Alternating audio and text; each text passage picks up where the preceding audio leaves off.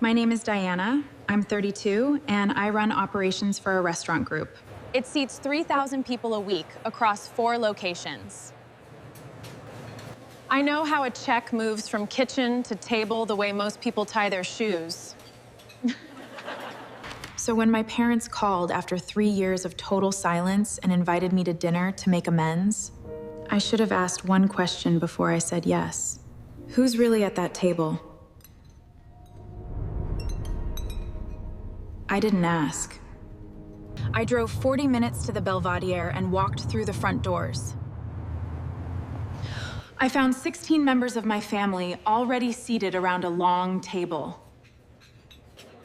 The table was covered in lobster tails, wagyu steaks, and a $400 bottle of Bordeaux. My father looked up from the head of the table, smiled, and said what I'd spent my whole life earning. "You're paying, right? You owe us that much." He thought he'd cornered me. He hadn't counted on the 2 sentences I was about to whisper to our waiter. He didn't know it yet, but he was about to make the biggest mistake of his life. Or what his own credit card was about to tell the entire family 15 minutes later. Where ordinary people face impossible family moments and walk out with their dignity intact. If you've ever been the one expected to pay, to fix, to stay quiet, this story is for you. Drop a comment and be sure to subscribe. But let me back up a few weeks before the dinner. For the parking lot full of cars I recognized. Before my father tried to hand me a bill the size of a mortgage payment. I need to tell you who I was the morning the invitation arrived. Because that's the version of me they were counting on, and the version I'd already stopped being. I managed 4 restaurants. Not own, manage. I built my way up from bizzing tables at a steakhouse in Knoxville when I was 17. Still smelling like fryer oil on the school bus the next morning. Welcome to Knoxville Steakhouse, right this way. Coming through, hot food. Table 3 needs a check, table 5 is ready for mains. Keep it moving. And by optimizing resource allocation across all our locations, we'll exceed those projected targets by month end. You all earned this. Yes, Director. On it. I'm not rich.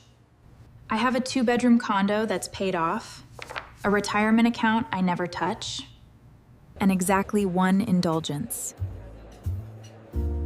Sparkling water, still or sparkling, that's what I order when I eat out every single time. My staff thinks it's a quirk. It's not. When you grow up paying for everyone else's steak, You learn to keep your own tabs small enough to walk away from. that morning, I was in my office reviewing a vendor contract for imported olive oil. The kind of Tuesday that makes you forget not everyone's life runs on spreadsheets and parse. My phone buzzed. I glanced down and felt something cold settle behind my ribs. Family had added me back. I stared at that notification for a full minute before I opened it. Family. The little red heart emoji my mother had picked out 6 years ago, it remains. I created the group for sharing Thanksgiving recipes and photos of Brooke's dog. I hadn't seen that heart in 3 years. The chat history was clean. Nothing appeared above my mother's newest message, which meant they had cleared it, or kept a second group without me the whole time. She said she and Dad had been doing a lot of reflecting and wanted to invite me to dinner at the Belvedere to start healing as a family. Just the 4 of us, she wrote. Her, Dad, me, and Brooke. A small dinner, a fresh start. Then a second message arrived 30 seconds later with the line that should have told me everything. Family takes care of family, sweetheart. It's time we remembered that. Family takes care of family.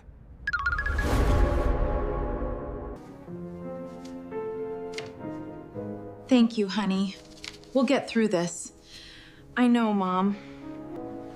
She said it when I was 23 and Dad needed a cosigner on the truck.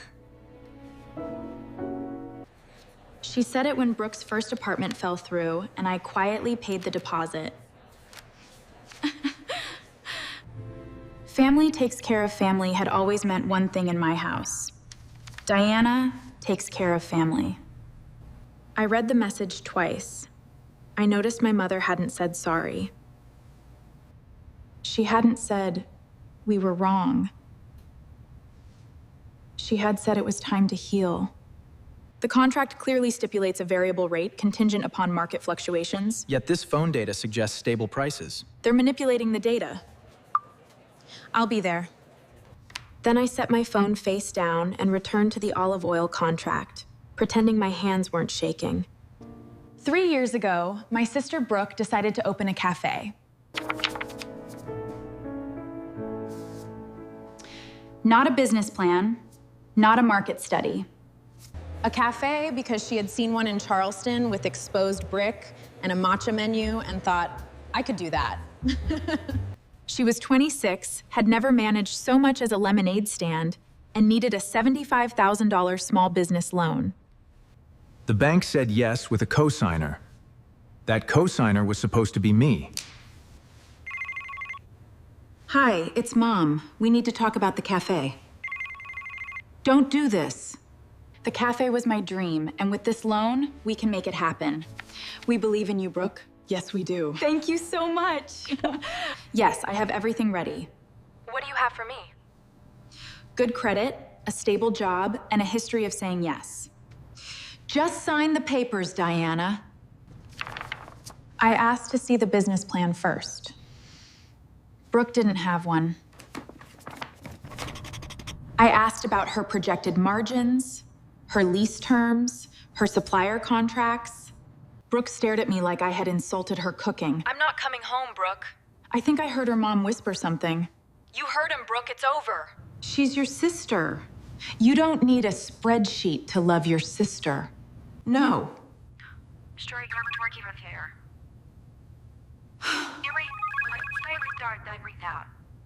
Not because I didn't love Brooke.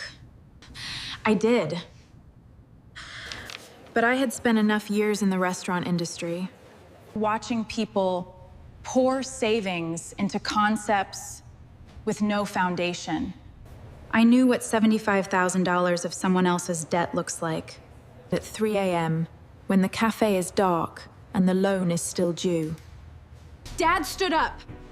Get off that phone, Diana! Now! No, I'm staying on the line. I said, give me the phone! He pointed at the door and said the thing that closed it for 3 years. If you won't help this family, you're not part of it. The next morning, I had been removed from family. Nobody called. Nobody texted. For 3 years, I was the daughter who loved money more than her own sister. Here's the part that's hard to admit. The silence almost broke me.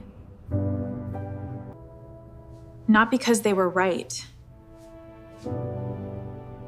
I knew they weren't. The silence almost broke me because I missed being needed. That's the real wound.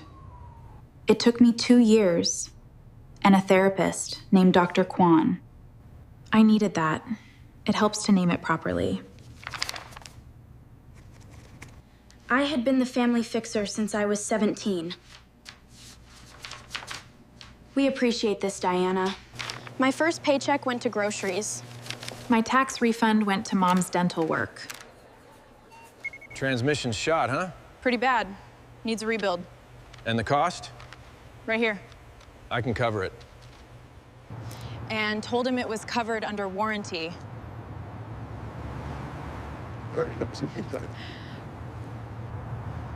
Because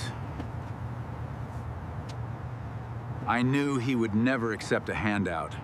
from his 22-year-old daughter.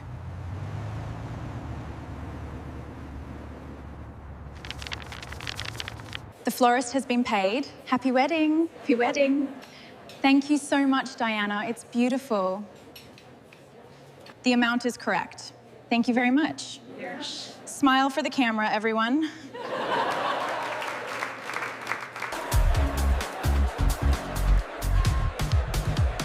And half the reception.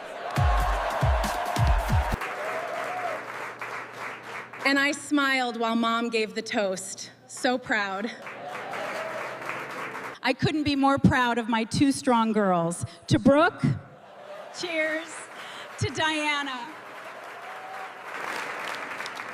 Two strong girls, one bill. I didn't do it because I'm generous. I did it because I had learned somewhere around age 15 that the fastest way to keep the peace in my family was to make sure nobody had to ask twice. Ask once, Diana pays. Everyone's happy, dinner is quiet. I trained them.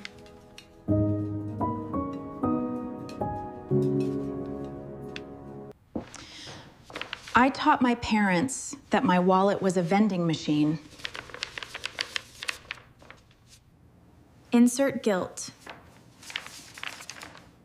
Receive check. And when the machine finally said out of order, They didn't troubleshoot it. They unplugged it and walked away. So when Mom's message appeared after 3 years, family takes care of family, sweetheart. I felt the old reflex fire in my chest, like a muscle I hadn't stretched in years. Go fix it. Pay whatever it costs. Make it quiet again.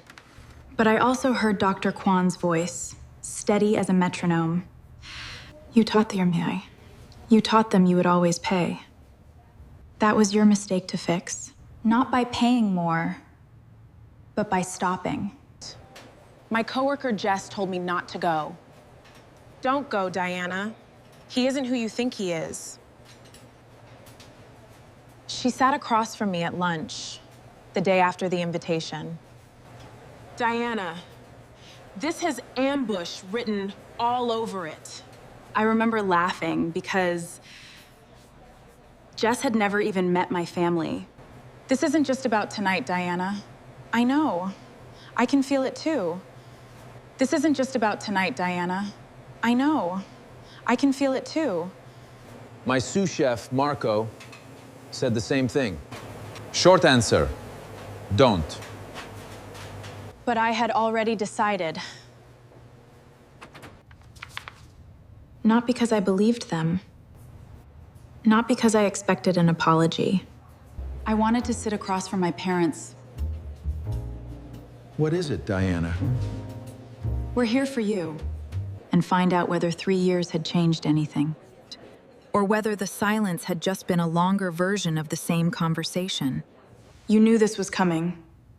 We're waiting. Pay it. I wanted closure. Even if closure meant confirming the door was nailed shut.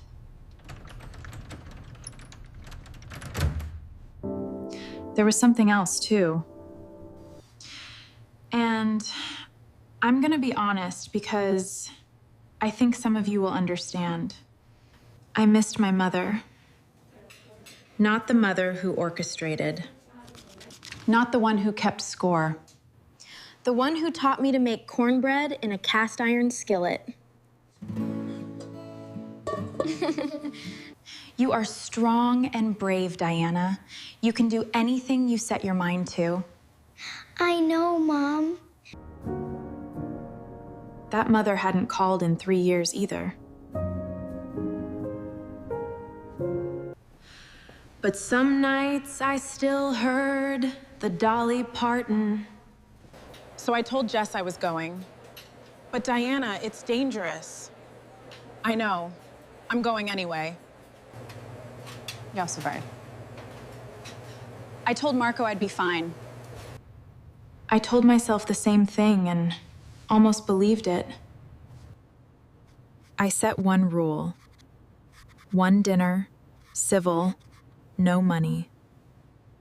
And if it felt wrong, I'd leave before dessert.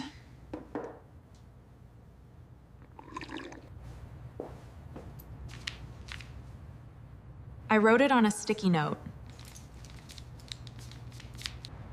One dinner, then home.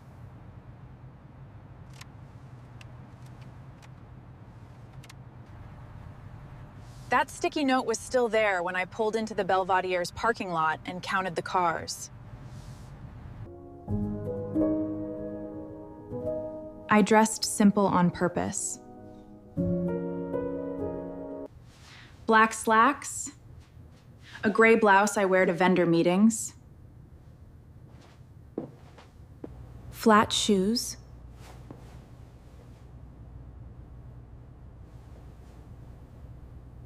no jewelry, except the small silver watch I bought myself. The year I made regional director.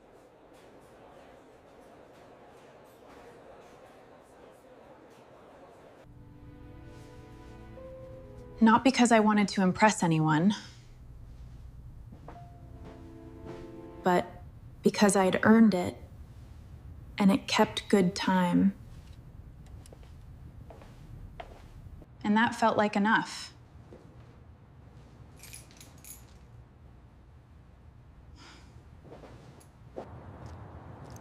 I didn't want to walk into the Belvedere looking like I was performing.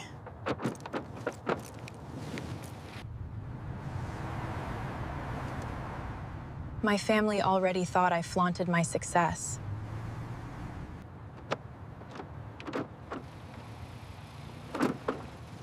The truth was, I drove a 9-year-old Honda. And meal prepped on Sundays like half of America.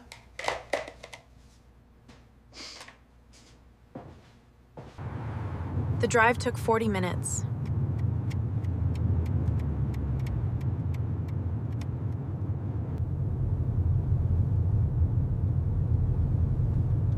I played no music.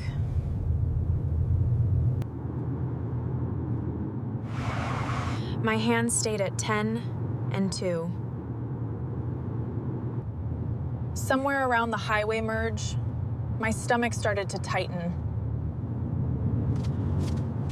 In a way I recognized.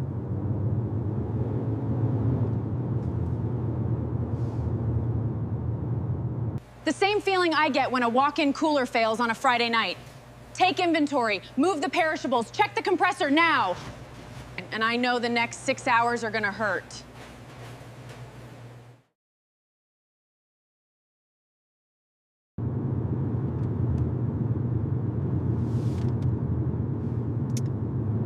Instinct. Instinct.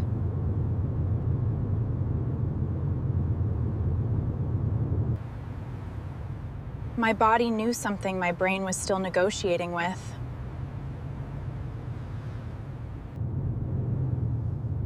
I almost turned around at the exit ramp. Almost.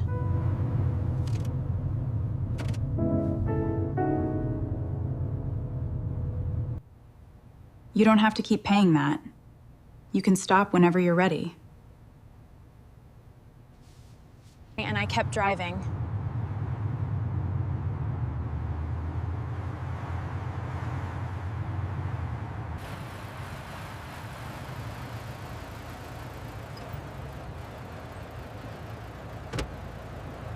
The expensive side of town, Belvedere Commercial District, Thursday evening.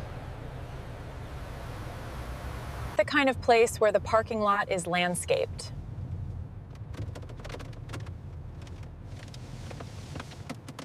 And the hostesses wear all black.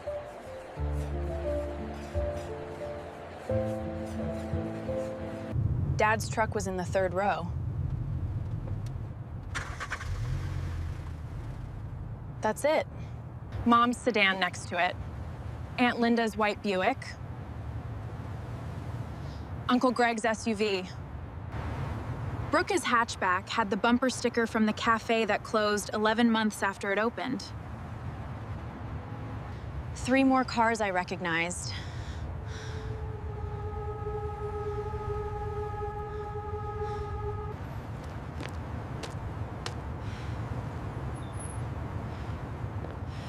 Two I didn't. My stomach dropped before I even opened the door.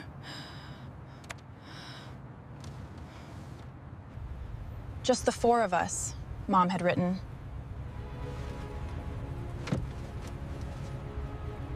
I counted 9 vehicles. Yes, 9. I sat in my car for 2 full minutes, engine off, hands on the wheel. 1 dinner, then home.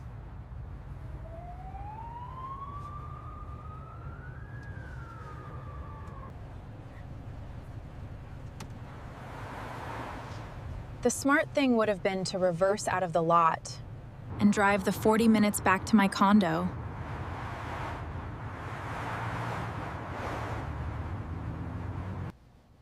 and eat leftover soup. And never think about the Mayfield family reunion I hadn't been invited to. Or apparently had been invited to, without being told the guest list. But I got out.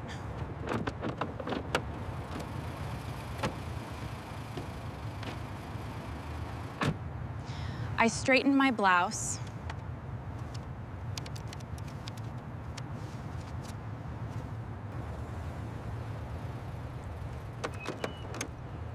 I locked the car and walked toward the entrance. Because I was 32 years old.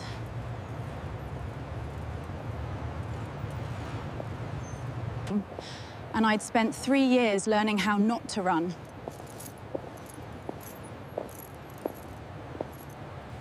I was not going to start running again in a restaurant parking lot on a Thursday evening.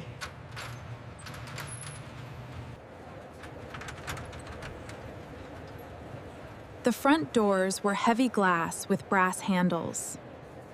The kind that whisper, entrees start at $42 before you even see a menu. Inside, the lobby smelled like rosemary and warm bread and money. Excellent, we have a table ready for you, if you'll follow me. Thank you.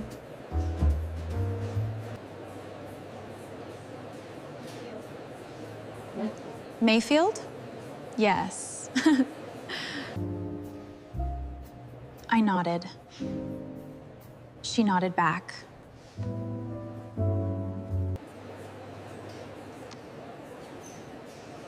Your party's already seated. Table for 2 is ready whenever you are. Thank you. You've been busy. And are trying very hard not to look stressed.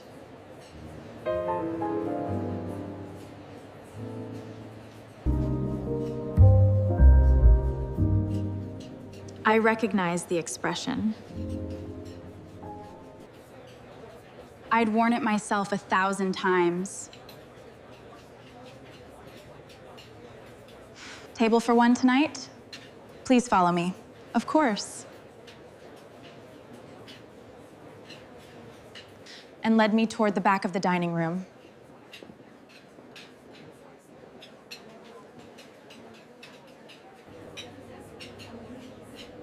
I could hear them before I could see them. Laughter and clinking glasses, repeated and loud.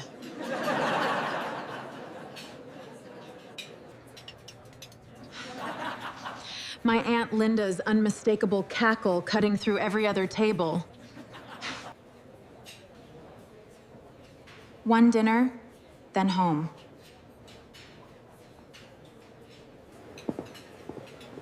I turned the corner and saw the table. Dad? 16 chairs, every single one filled except the one at the far end, reserved for Diana, directly across from my father.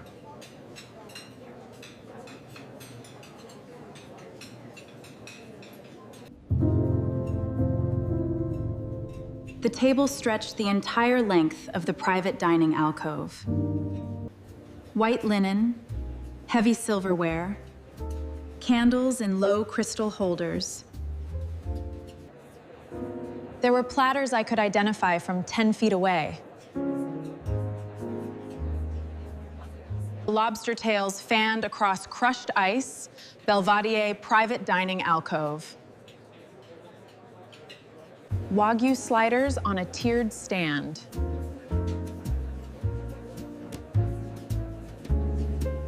A charcuterie board the size of a coffee table.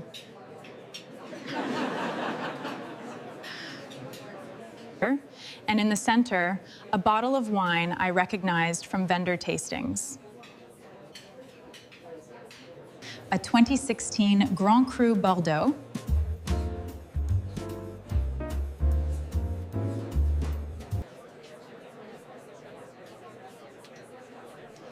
Retail around $400.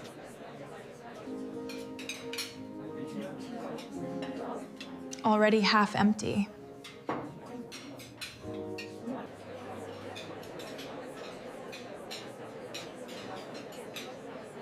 They'd been here a while.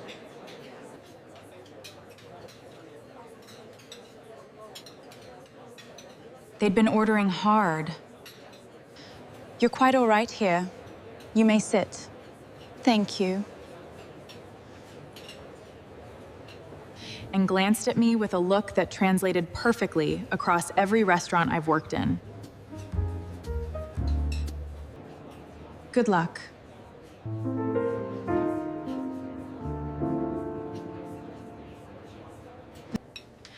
Then she leaned closer and said quietly, I hear you. Proceed with caution. Your father put a card down to hold the reservation. Just so you know, we require 12 for parties over 12. I filed that sentence the way I file every operational detail.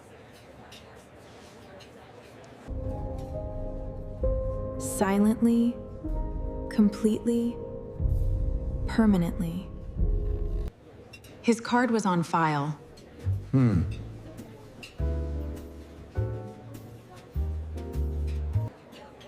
Yes, I did. I made sure we had this table tonight. And yet somehow I already knew the bill wasn't supposed to land on him. My mother saw me first. Diana! Oh, my dear girl, you're here. Come, join us. She stood up with both arms open, and every head at the table turned. Diana! Oh, sweetheart, look at you. Congratulations, Diana. We're all so proud of you. Bravo! Oh, my God. Keep it up. You've earned it, Diana. We're so proud. Here. Like I was a returning soldier and not the daughter they'd ghosted for 1,000 days.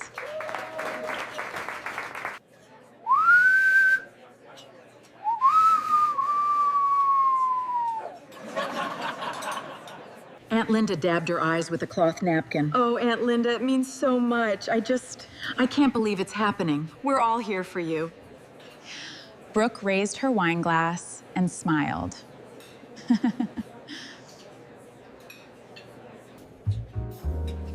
The kind of smile that has teeth but no warmth. 16 people, lobster and wagyu, and a $400 bottle of Bordeaux.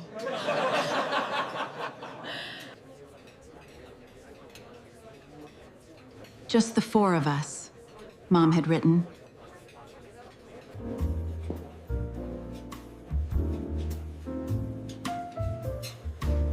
I sat down. What else do you do when 16 people are watching you? And the chair is already pulled out.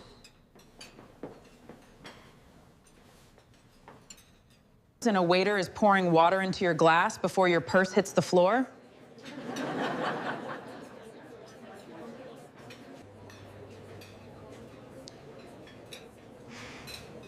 I sat down and I smiled. Because 15 years of front of house training lets you smile while your brain runs threat assessment at full speed. I did it, Mom. You certainly did, sweetie. I couldn't be prouder. We wanted it to be a surprise because we knew how much you would love it. The whole family together, just like old times.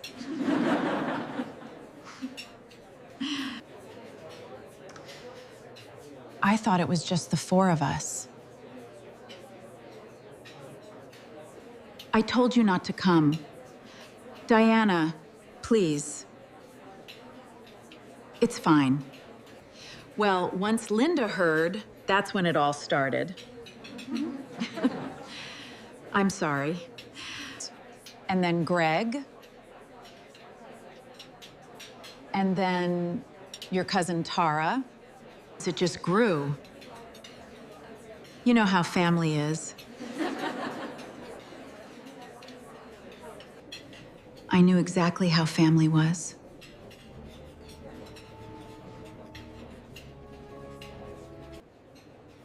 I scanned the table.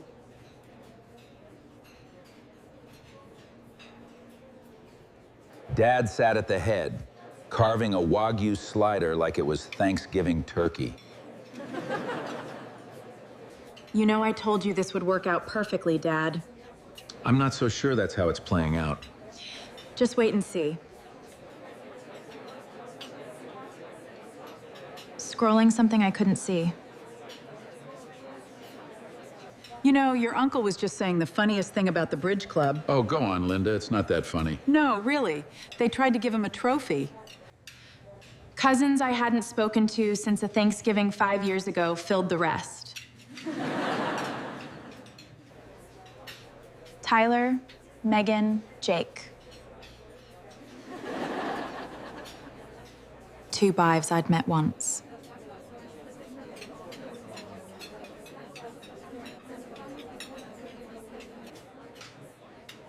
Oh, this is my neighbor, who I'd never seen before in my life, but who was apparently eating lobster on whatever occasion this was.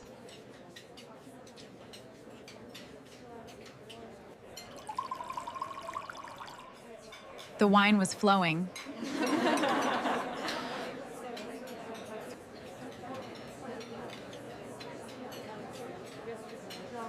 The platters were half demolished. They'd been here at least an hour before I arrived, based on the plates and their relaxed postures. And they'd ordered everything on the menu that didn't require a second mortgage.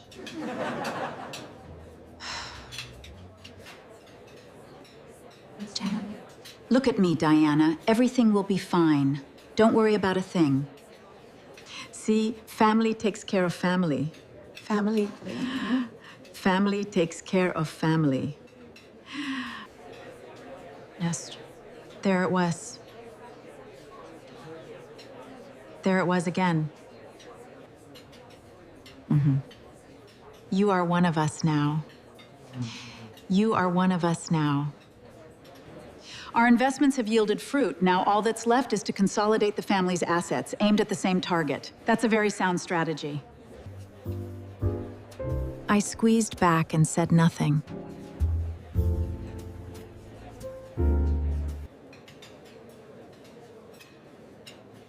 I was counting plates. No, we're not done yet. Waiter, could you come here, please? Not asks. Orders. Yes, I'd like the ribeye, medium rare, and a bottle of the 78 Bordeaux. Very good, sir. Anything else tonight? I understand, sir. We'll take the filet mignons and a bottle of the Cabernet. Excellent choices, sir. Coming right up. Who looked like he was running on caffeine and anxiety.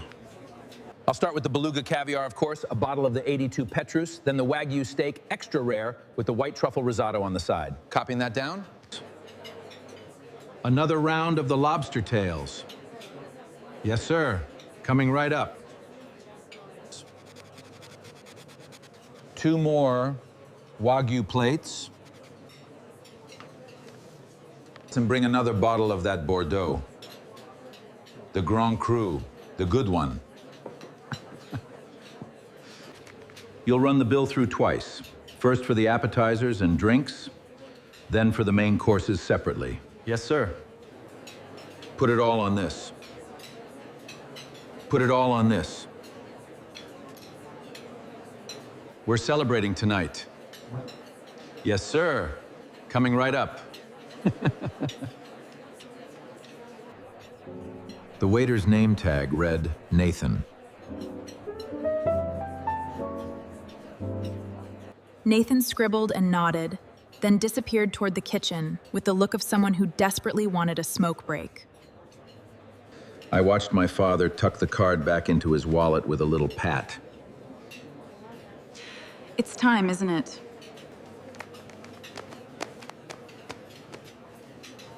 The way you pat a dog, that's performed well.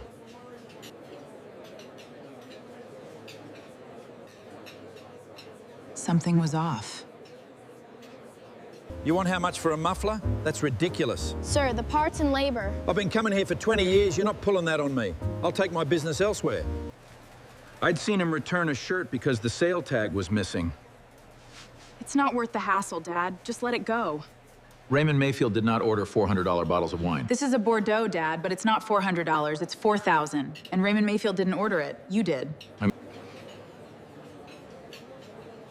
He did not wave credit cards like flags.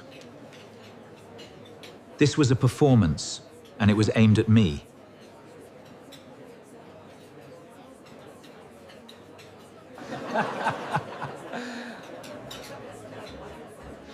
Look how well we're doing, Diana. Look how little we needed you. Except the car in the parking lot was the same truck from 5 years ago, with a dent in the rear quarter panel he'd never fixed.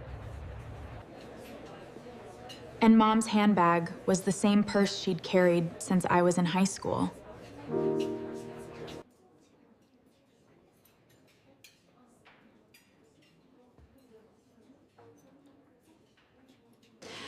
They were performing.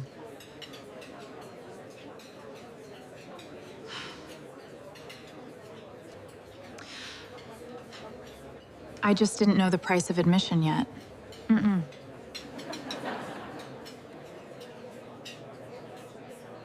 The small cuts started around the second bottle. You need to understand something. This has gone on long enough. Must be nice running all those fancy restaurants while the rest of us clip coupons. She laughed when she said it, the way people laugh when they want you to know they're serious. I hear you, loud and clear. Do you ever feel guilty living so well while your parents are going through a rough patch? There's something thing. I didn't know about a rough patch. We were trying to protect you. Nobody had told me about a rough patch. There wasn't one to tell you about. Didn't you think I should know? She wouldn't know.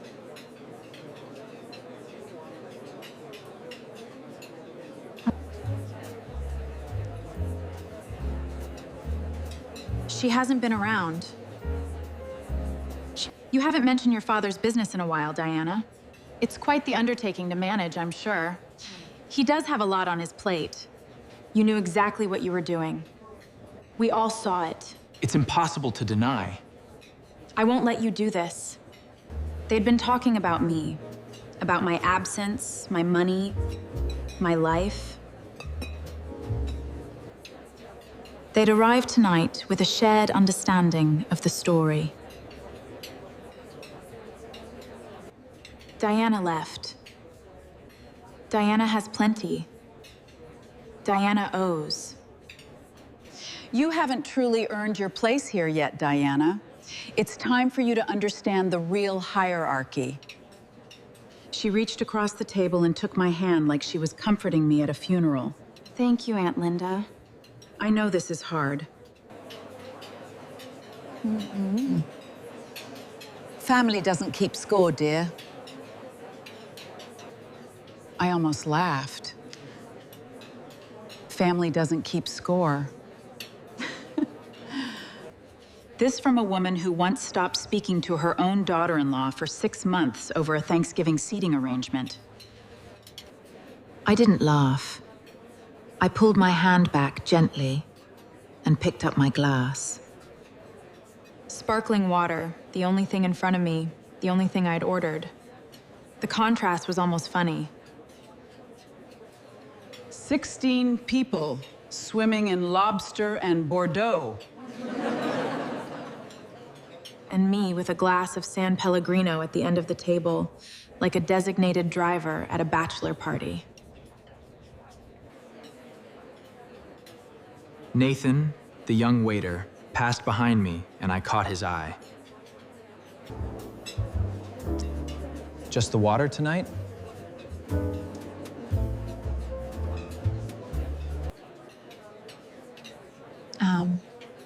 Just the water?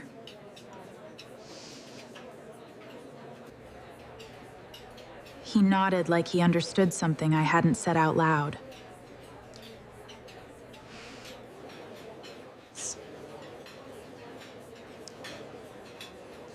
Let me tell you about Nathan. He was maybe 19 or 20, built thin the way restaurant kids are before they learn to eat between rushes. He moved fast, but careful. The way new servers do when the table is too big and the order is too complicated. And they know one wrong plate means a manager conversation they can't afford. I recognized everything about him because I'd been him. 17 years old, 2 tables deep, at the Knoxville Steakhouse 15 years earlier, on a busy evening. Excuse me. Over here, miss. You wanted something? Yes, where's the check? Right here. Right here.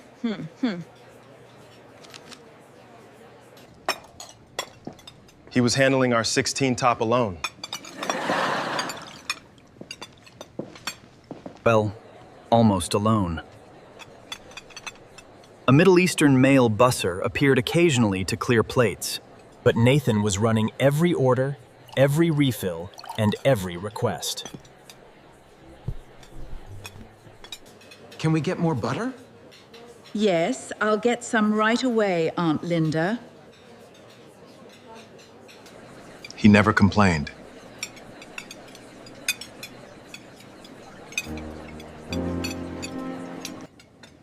He never sighed.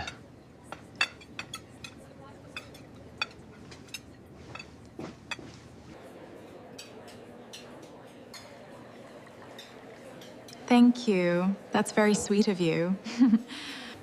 And when he set the glass back down, he caught me watching the table with an expression I probably should have hidden better. Long night. Yeah.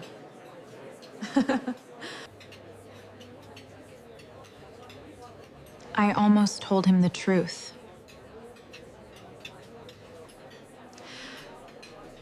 You're doing great.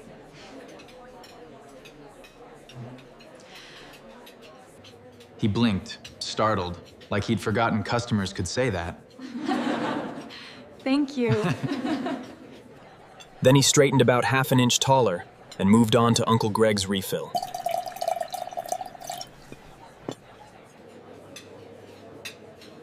I watched him go. and thought about the version of me who used to carry 4 plates up her forearm.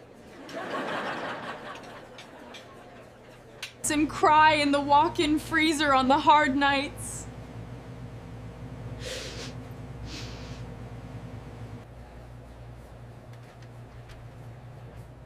That girl had no idea she'd end up on the other side of a table like this. Sitting across from the family that made her into a fixer and a funder. Without being asked to write one more check.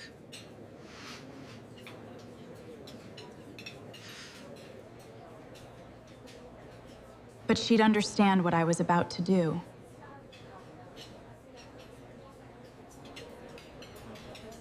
She'd understand it perfectly.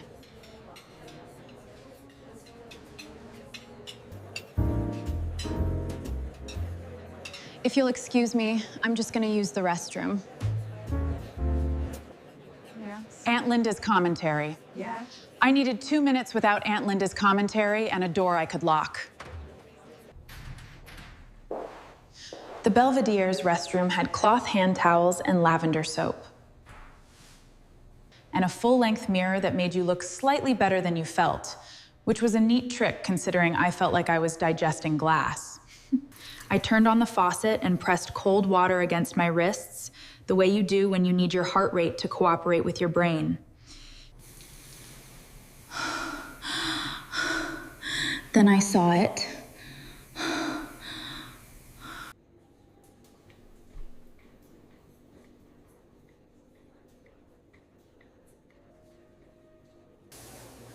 Brooke's phone.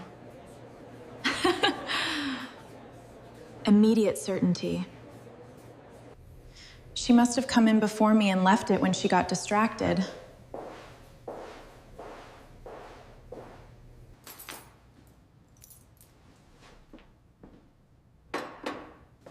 Brooke left things everywhere.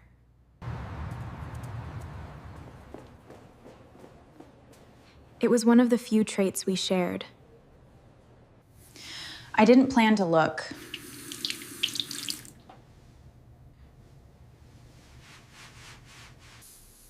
I want to be clear about that.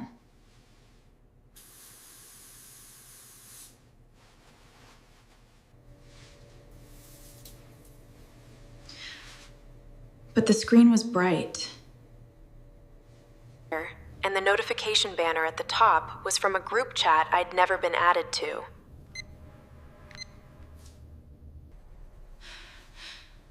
The preview text was enough to stop my hand mid-reach for the paper towel. The group was called Dinner Plan. 3 members, Mom, Dad, Brooke. The latest message, sent 4 days ago, was from Mom.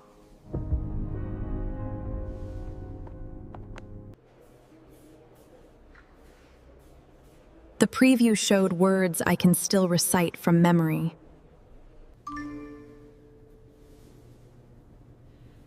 Don't tell Diana, it's everyone.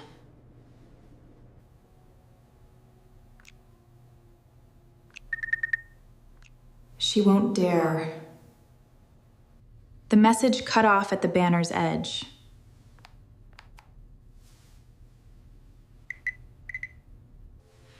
My pulse was steady. My hands were dry.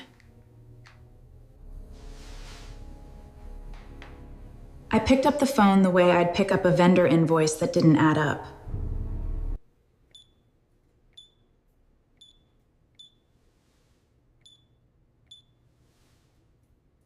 Just confirming what the numbers already told me.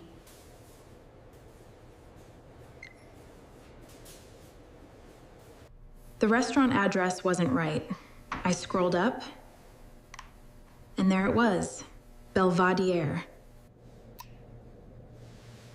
The full message read, "Don't tell Diana, it's everyone."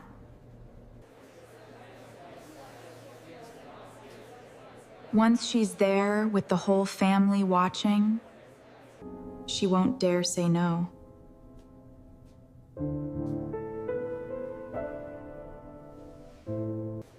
She never could handle a scene.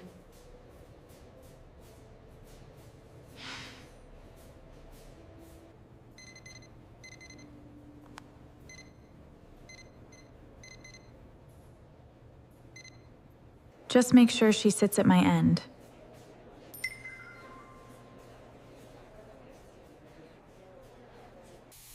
I'll handle the ask.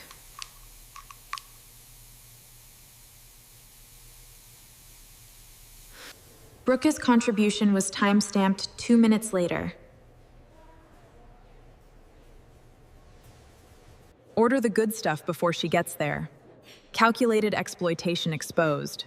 I remember the half-demolished luxury platters. Once it's on the table, she can't exactly send it back.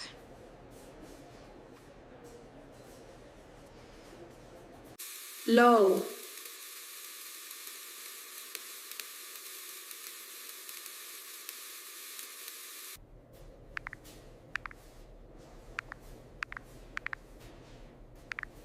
I kept scrolling.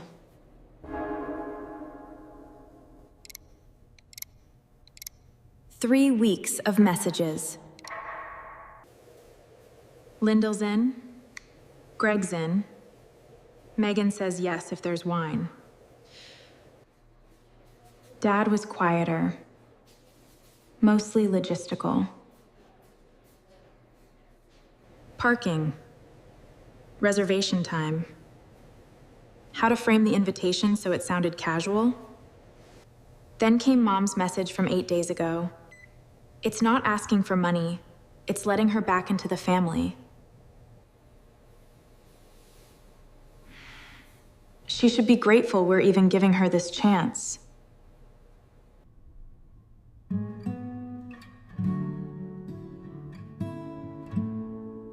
Grateful. They wanted me to be grateful for the privilege of being tricked. And just like that, the party turned into a 16-person dinner. At a restaurant I couldn't have picked for myself, Belvedere, in the restroom with the restaurant memory overlay. And of course, the Bordeaux. Here's my card, take care of it. To solve a crisis nobody told me about.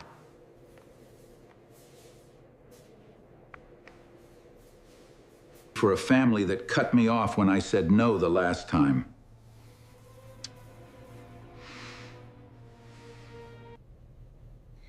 I set Brooke's phone back on the counter. Screen down exactly where I found it.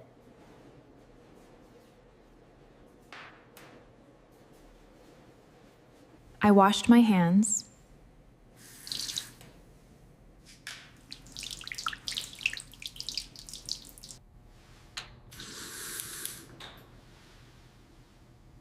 I looked at myself in that flattering mirror.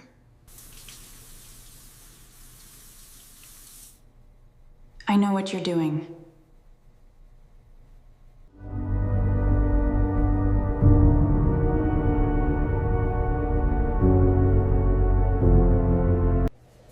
And for the first time in 15 years,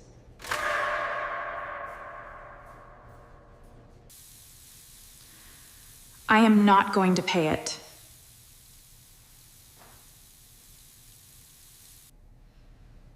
I stood in that bathroom, holding the truth in both hands. And the strangest part was how calm I felt. Not numb, not angry, but alert and ready.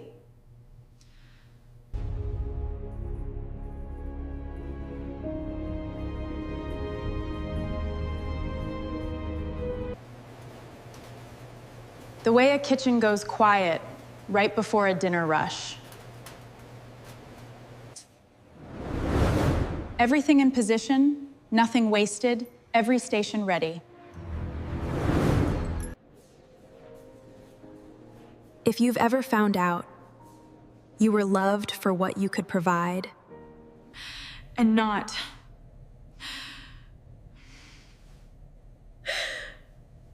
who you are. You know exactly how cold that tile floor felt under my shoes.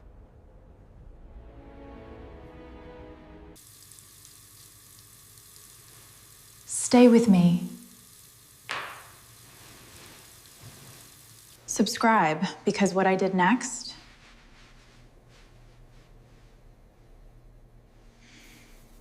I planned in the time it takes to dry your hands.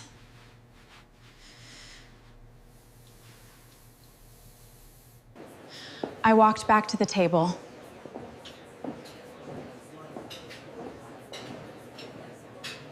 With the same expression I wear when a health inspector arrives unannounced. Pleasant, unreadable, fully operational.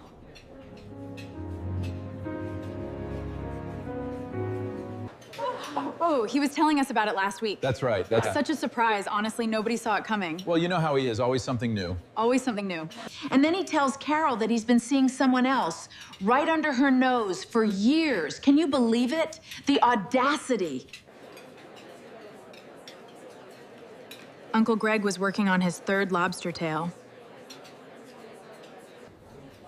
Did you enjoy your dinner? It was lovely. Thank you for inviting me. Of course. Just needed to check one thing. And was scrolling again, oblivious.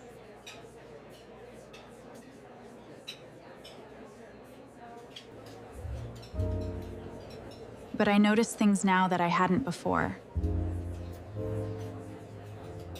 Or hadn't let myself see.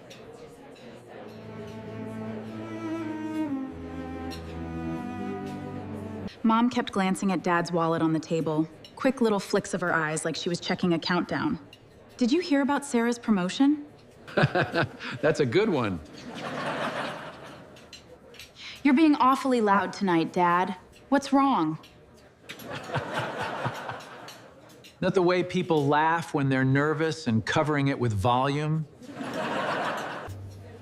The wine bottle, the second one, was nearly empty. And nobody had suggested slowing down.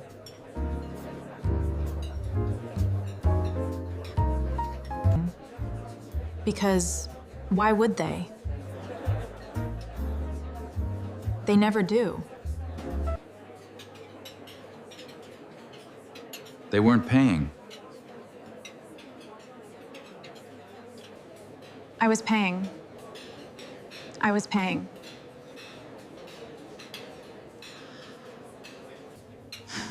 That's where you gotta spend.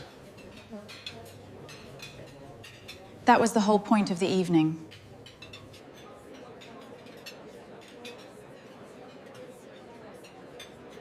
And every lobster tail, every wagyu slider,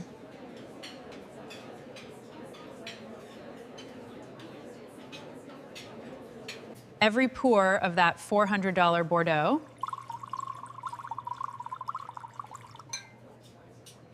It was another brick in the wall they were building around me.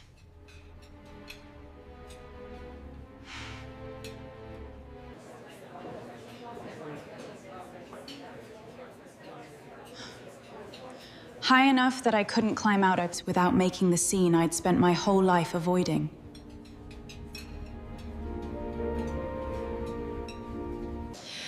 So, tell me, how has everyone been? And have you heard from Anya recently? So, what have you all been up to these past 3 years? And not the kind you ask when you already know the answers and you're watching people lie. How's the cafe, Brooke?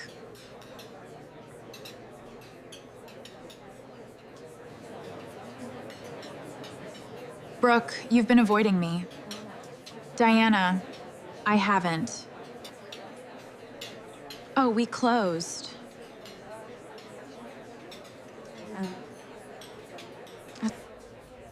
Market just wasn't there. Just what is it? She said it fast. like pulling off a bandage she'd rehearsed removing.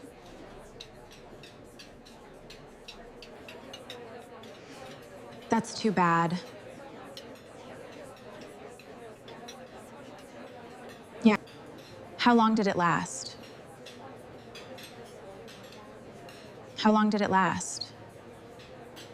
11 months. I have it here. Yes, 11 months, that's exactly right. But that's all in the past now. We need to focus on today. I see. I don't know if I believe that.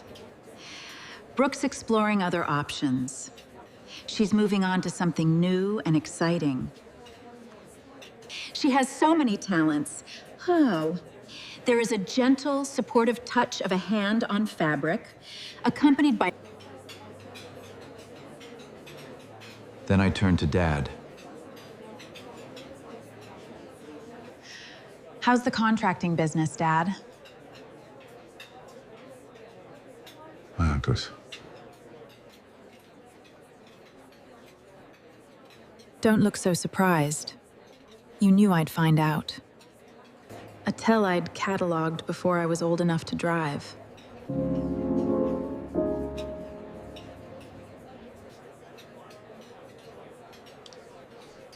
Between projects right now.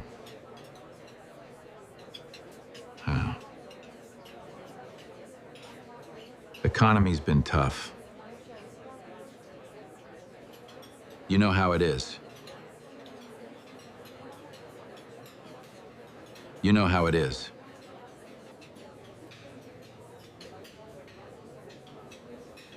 I did know how it was. I knew because I'd just read, the bank called again Thursday on his wife's phone 10 minutes ago. And because the dent in his truck was still there.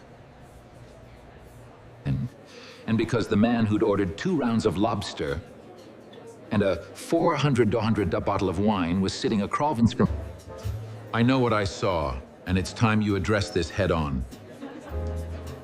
Yes, Dad, I agree. People tell you everything when they think you're the bank.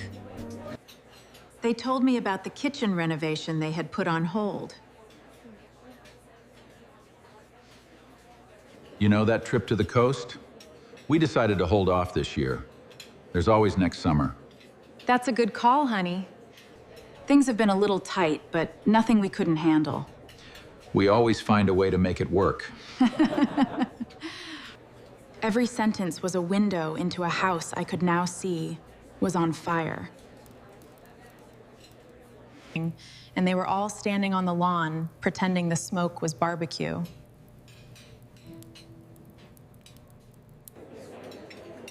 The pressure started building, the way it always does in my family.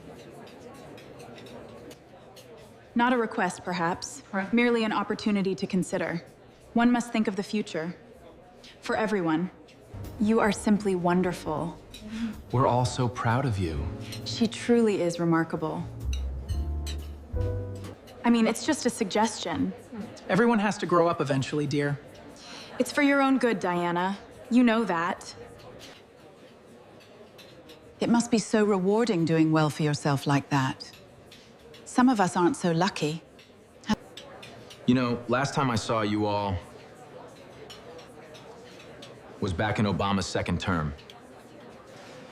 Yeah, Diana, you really landed on your feet. That's awesome. You know, in the game of life, you really hit one out of the park this time. You hit a home run out there, kid. Now, about that new account. I'm just so proud of you, Diana. It's truly impressive. We all knew you could do it. This is such a lovely evening. We are so proud. You've done so well. Absolutely beautiful. You have money.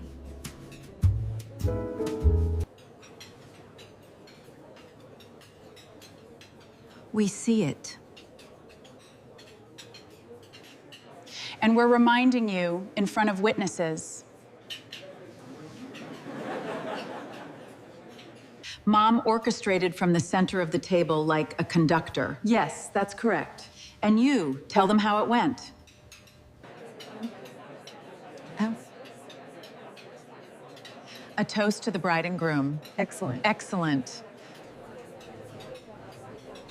Not yet. Right. Got it. She was good. Of course, darling. Dinner's almost ready. She'd always been good.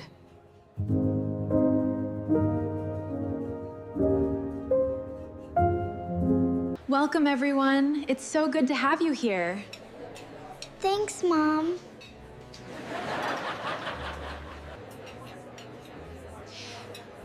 Now, I understood she was a project manager with a 20-year track record. Her biggest deliverable was sitting at the end of the table, drinking sparkling water.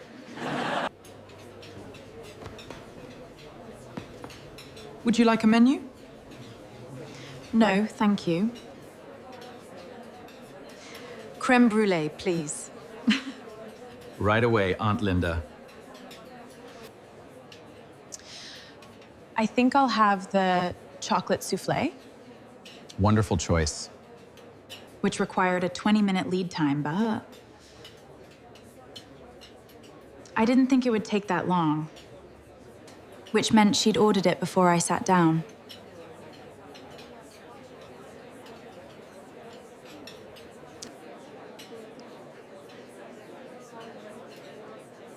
Of course she had.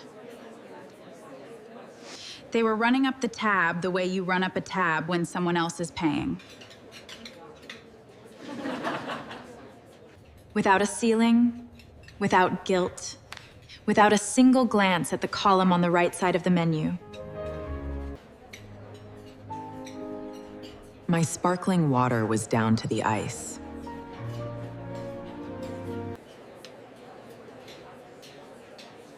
Brooke was the one who cracked the surface.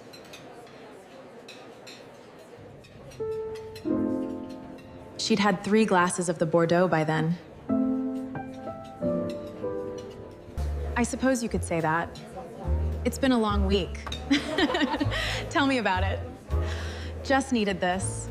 Which was never especially thick to begin with.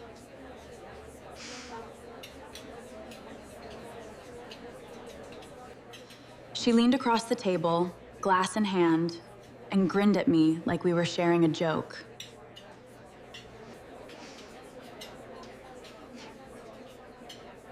Relax, big sister. It's just dinner. It's just dinner.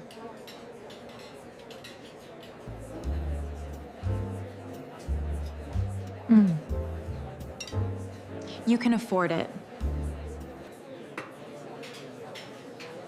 I set my water down.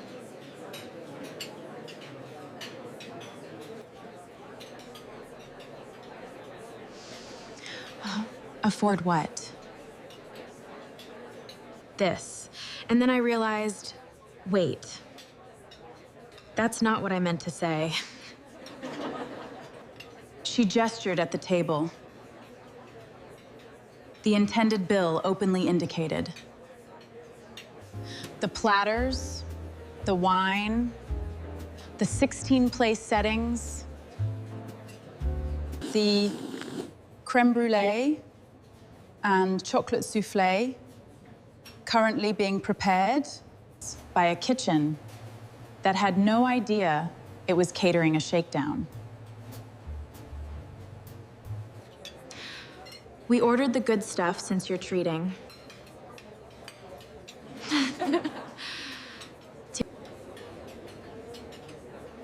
I think it's fair to say I deserve more of the inheritance than you. Since you're treating, like it had been settled in a meeting I wasn't invited to. Since you're treating, which, of course, it had been.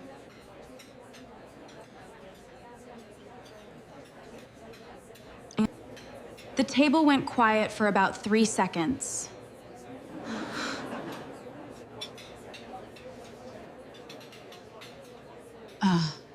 Not here. You didn't tell him, did you? Don't do that again. And Brooke shrugged like she'd bumped a vase she didn't plan to pick up. We need to talk, Greg. This lobster is quite good. I could have sworn I saw a stain here. There, perfect. All right. There is something important that needs to be said. The silence lasted long enough for Nathan to arrive with a fresh bottle of sparkling water.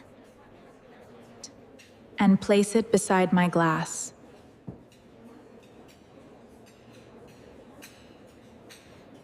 And for me to realize two things. I know it's hard, but we can fix this. First, that Nathan was the only person at this table who had poured me something without expecting anything in return. And second, that Brooke had just confirmed out loud what every single person in this room already knew. I was the mark.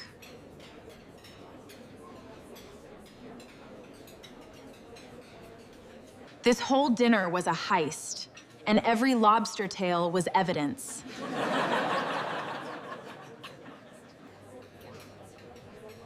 What happened next was an accident, and I almost felt bad for Cousin Megan when it landed. You know, I was thinking of you. I hope you're doing well. She was trying to make conversation genuinely, I think. So, Diana, Mom said you got a big promotion. Something about running a bunch of restaurants now. Regional Operations Director. 4 locations. That's amazing. Like, you're in charge of all of them? Staffing, vendors, compliance, financials, everything from the loading dock to the check. I said it the way I'd say it in a meeting. Oh, I see.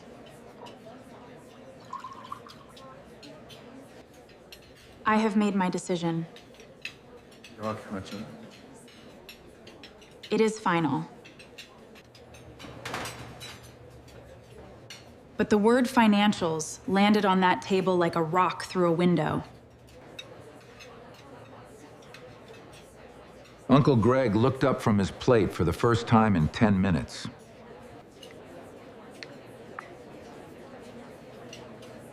Brooke's scrolling thumb froze. You present a compelling argument. I just need to consider all the risks.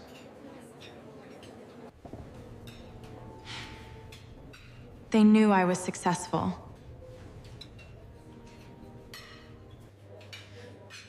They'd built their entire evening around the assumption that I was successful enough to pay.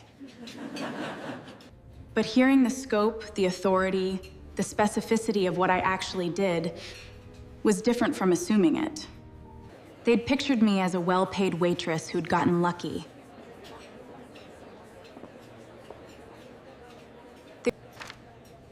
They hadn't pictured someone who could read a P&L statement faster than they could read a menu, who managed vendor contracts worth more than their house, who knew exactly, down to the cent, what 16 lobster tails cost, and 2 bottles of Grand Cru Bordeaux cost before the check ever arrived.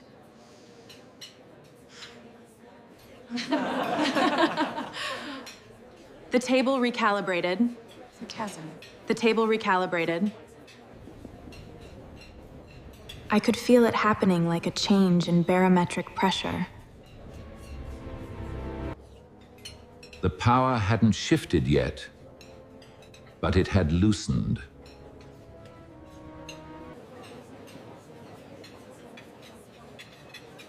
I needed to wait until everyone else was satisfied. He was strategic about it.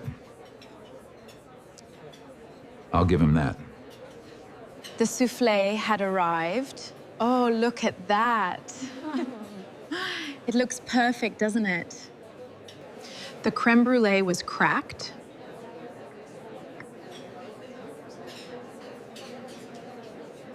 And the second bottle of Bordeaux was upside down in the ice bucket.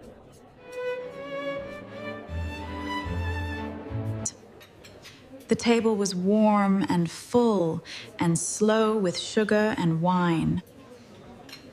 And every face was soft, with the particular satisfaction that comes from a meal you didn't pay for. And don't intend to.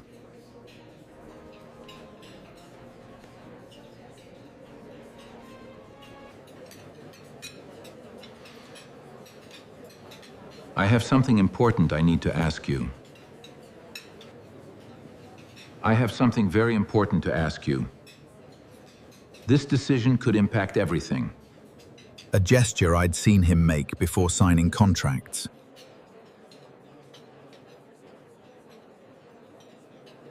I have something important to say.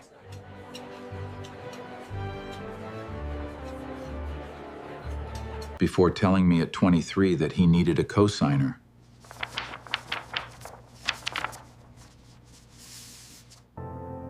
Just this once.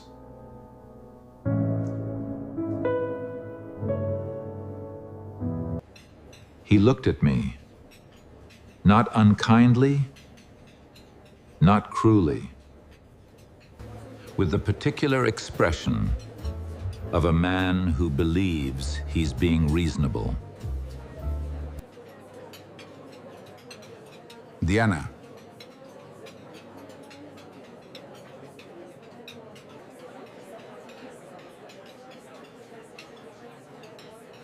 He smiled. You're paying, right? No. You owe us. You owe us that much. The time to decide is now.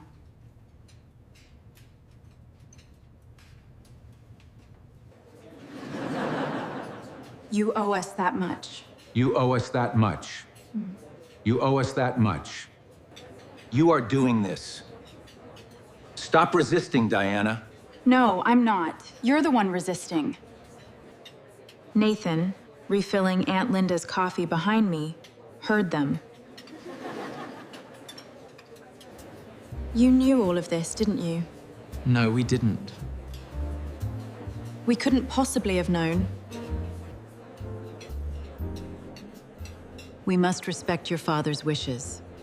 He's made his position clear.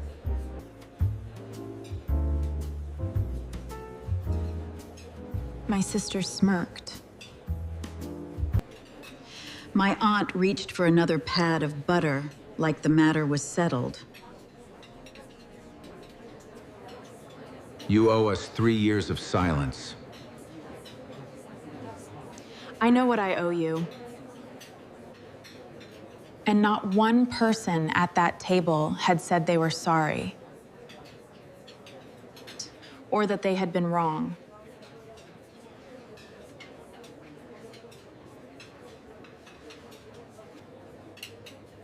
I finally understood. It wasn't me they'd missed. It was the credit limit. You owe us that much. I know. I owe you everything.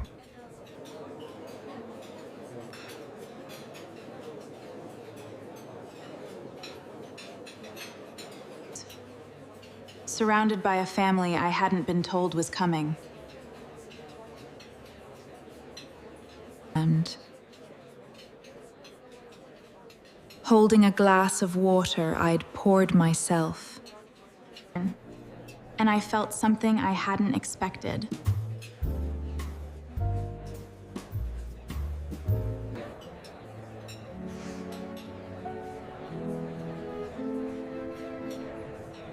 Relief. You have to pick one, Diana. It's been made for me, Dad.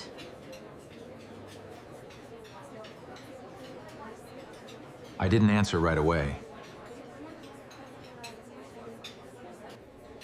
I've learned that silence does more work than words in a room full of people who are used to being agreed with.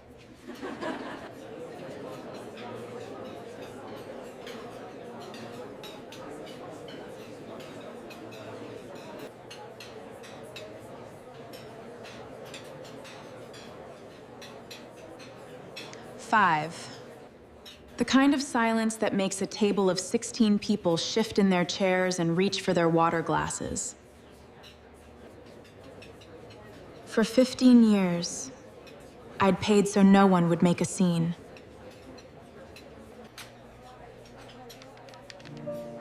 I'd picked up every check. Co-signed every loan.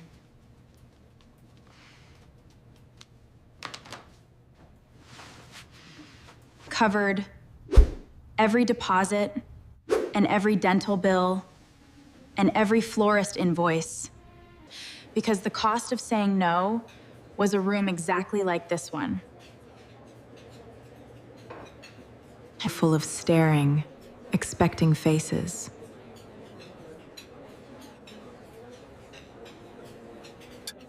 Full of the unspoken understanding that Diana's love was measured in dollars. And Diana's silence was purchased with compliance.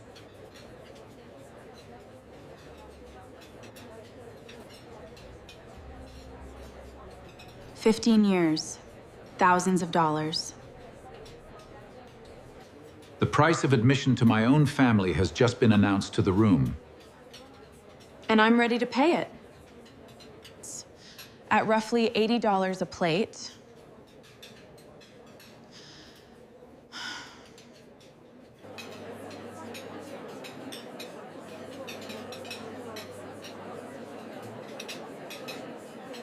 Plus the particular tax that comes with being the child that they only call when something needs funding.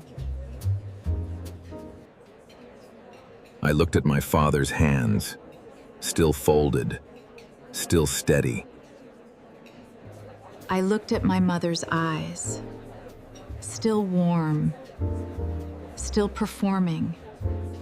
I looked at Brooke, who was already scrolling again because, as far as she was concerned, this was decided.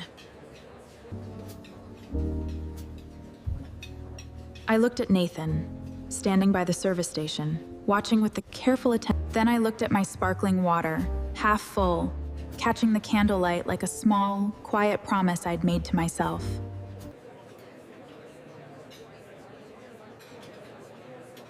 I put my napkin on the table. I smiled.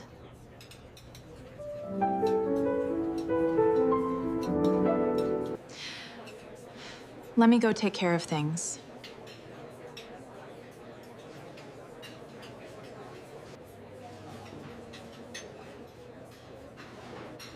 I said and stood up.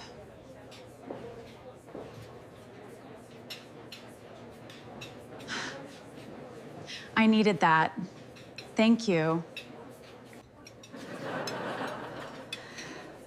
Oh, thank goodness. I knew they would see reason. Thank you, Diana. What was your question for me? Every single one of them thought I was going to pay.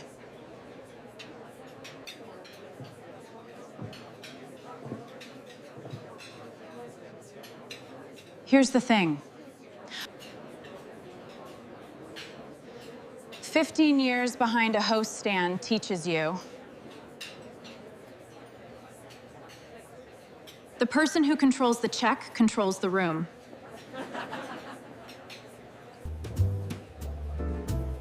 My family thought they controlled it.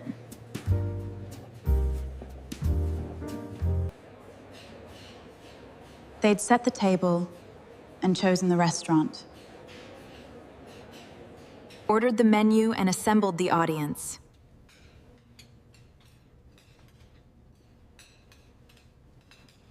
And delivered the demand.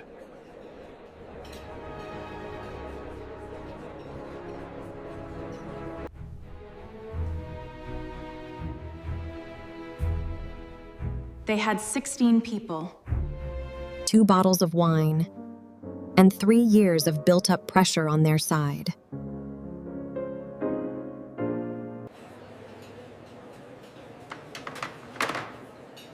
You knew the terms. I know. Now what? If a quiet boundary has ever changed your whole life, If you've ever walked into a room where everyone expected you to fold, and you didn't, hit subscribe. You'll want to see how this one lands.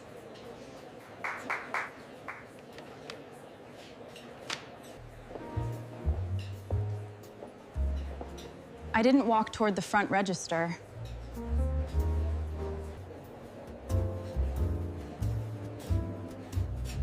I walked toward the service station at the back of the dining room.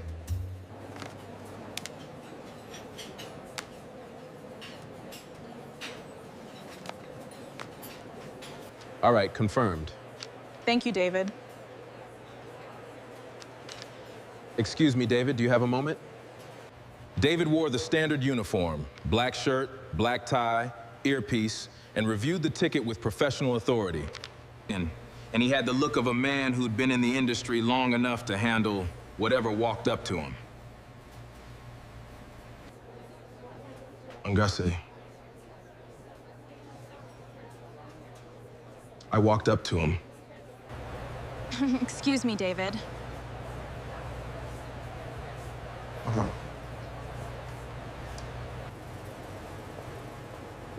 Good evening, ma'am.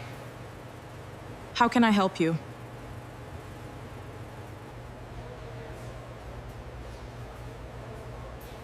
How can I help? Keep your voice down. We don't want them hearing any of this. Understood. The perimeter is secure and the system is offline. We have a 5-minute window. Confirmed. Move to rendezvous point A. Keep the volume low here. It's just for us. Right, I got it. Good, just like we practiced.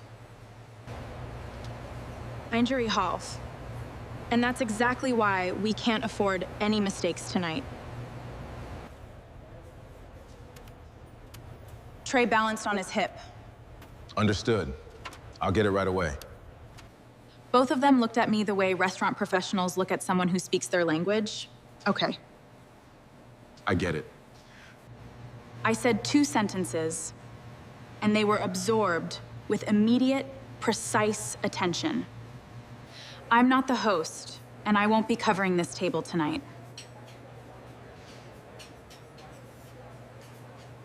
Please bring the full check to the gentleman at the head of the table, the one whose card is already on file for the reservation. We'll need a full check. Understood. He glanced at Nathan, then back at me. And the second thing is I need you to confirm the clearance before you proceed. Split off just my sparkling water onto a separate check. And add 30% to mine for your team.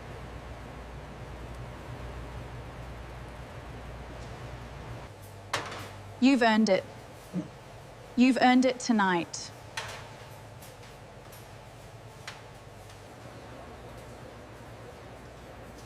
Your service tonight was excellent. Thank you so much. David looked at me for 3 full seconds.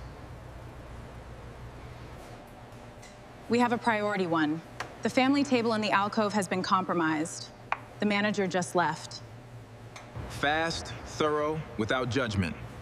Finding the problem, executing the fix. Resolved.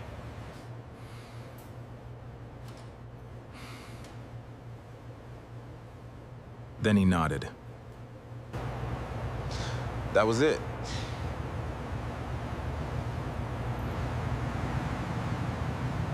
The quoted question is narration and is not spoken by David.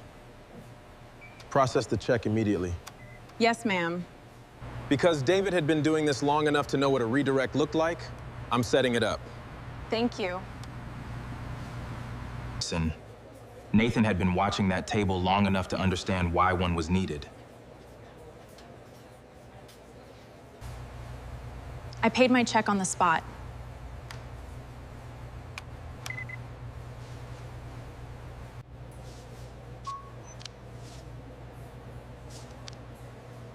One sparkling water. The separate receipt accounts for the 2 refills served during dinner. Plus a 30% tip.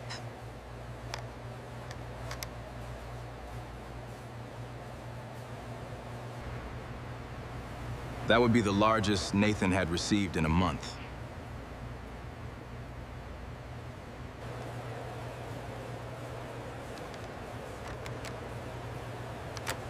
David ran my card.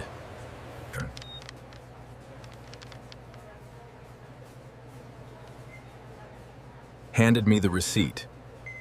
The family check will be delivered just before dawn, exactly as planned. Get ready. Understood. I'll present the table's check in about 10 minutes, once the dessert course clears.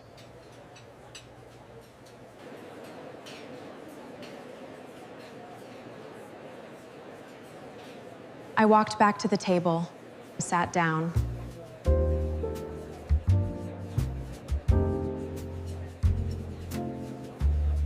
Picked up my water.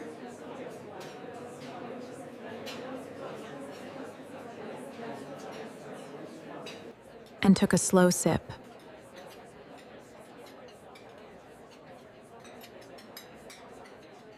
I'm telling you, the judge made the right call. Right call? She was clearly biased from the start. Just because you don't like the outcome doesn't mean she was biased. It's not about the outcome, it's the precedent. I'm back. Did I miss anything? You know, Martha next door. She's at it again. This time it's about the fence. You wouldn't believe it. Oh dear. What's she doing now? Mom was watching me with the careful attention of someone who thinks the check has been handled. Dad was leaning back, arms crossed, satisfied. Well, that was delicious. Yeah. Diana, that wine was exquisite. We'll leave the payment to you, dear. Right. I set my glass down and waited with them. Those 10 minutes were the most peaceful of my evening. The table didn't know it yet, but the meal was over in every way that mattered.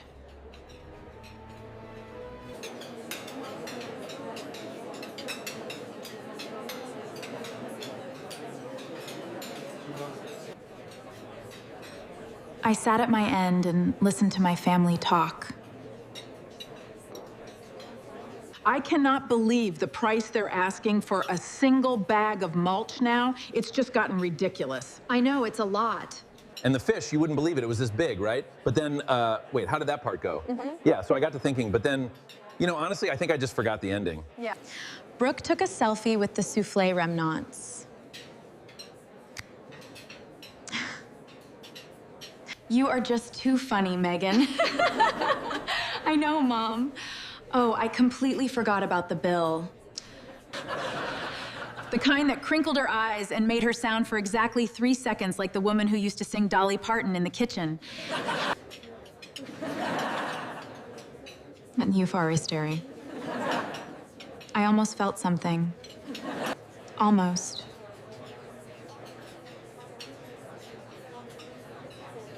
Almost. But then I looked at Dad, who was checking his phone under the table with the tight-jawed focus of a man waiting for a text he didn't want to receive. And I remembered the message I'd read on Brooke's phone.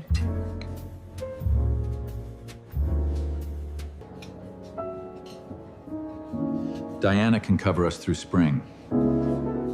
We had no other choice. She's got more than enough.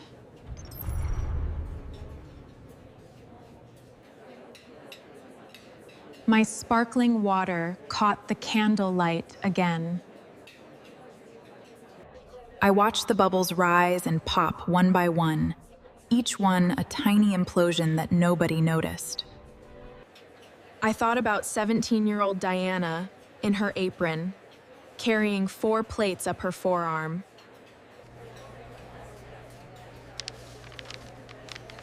That girl would have paid. That girl would have pulled out her card and covered the whole table and called it love. And gone home and cried in the shower and never told anyone.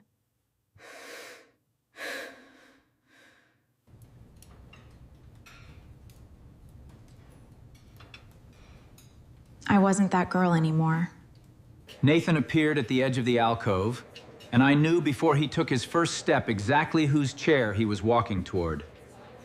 Nathan placed the leather-bound check presenter, embossed with the Belvedere's logo, directly in front of my father. Not in the center of the table. Not near me. In front of Raymond Mayfield, the man who'd made the reservation, whose card was on file. Who told the table to put it all on this 2 hours ago? I know, Dad. I know. The table conversation died like a candle in a draft.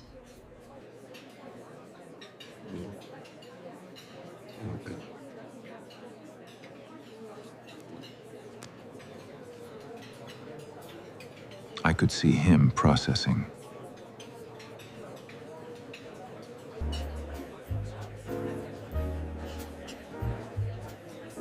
The check was supposed to go to Diana. The check was supposed to go to Diana. Dad? The check was supposed to go to Diana. It did, Dad. Don't you remember? The check is in front of me.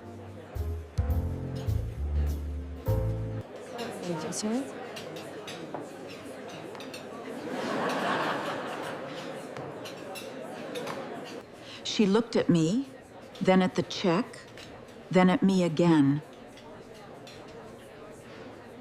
And for the first time all night, her composure cracked enough to show the math running behind it. Diana, let's talk about the situation, shall we? No, I'll take care of this. Right, of course. But I wanted to.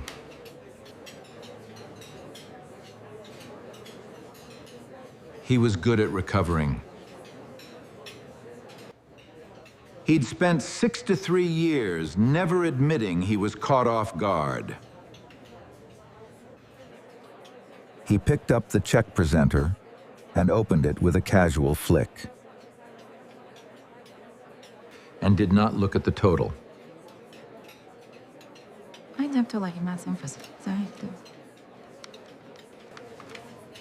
I've got it, he said.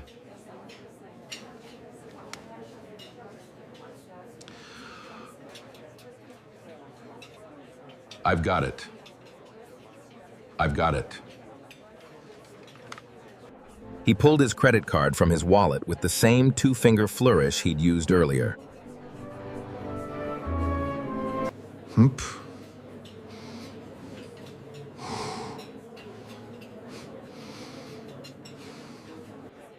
He handed the card to Nathan without breaking eye contact with me.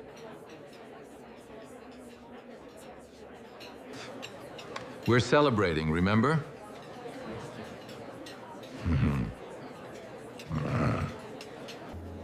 Nathan took the card.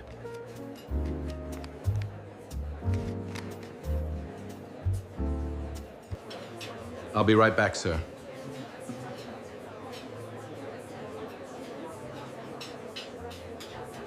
He said it gently.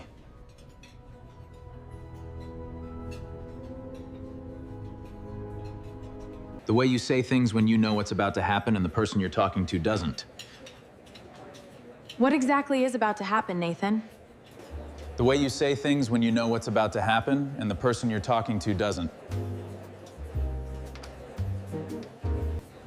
You shouldn't worry too much about it. Right, okay. But I'd still be prepared for the worst. I have made my final decision. Do you understand the implications? Perfectly. The risk is calculated. And smiled at me with the full confidence of a man who believed his card would save him.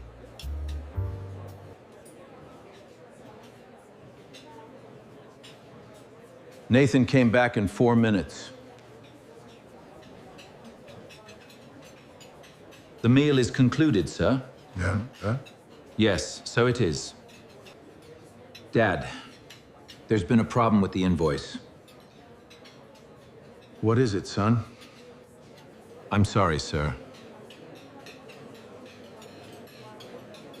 I'm sorry, sir. Dad, the card has been declined. Thank you, Nathan.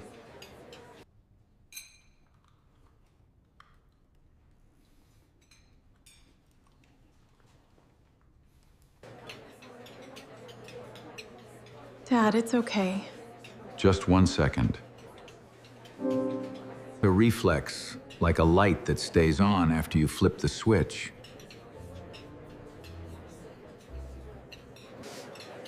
Then it went out.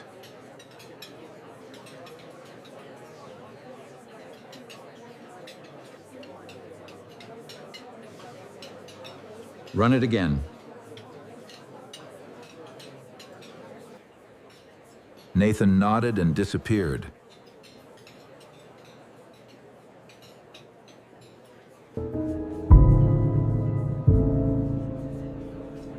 He came back in 2 minutes. Oh, thank goodness. With the check handled, Nathan returned to Dad's side and leaned in, his voice as gentle as before. I'm sorry, sir. I'm truly sorry. It's still not going through.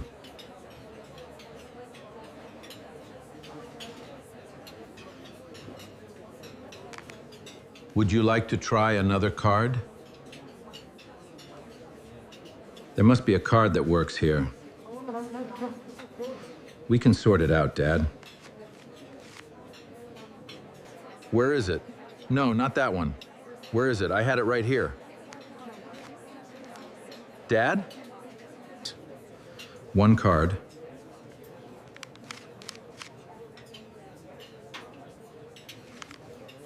Then another. Coke another.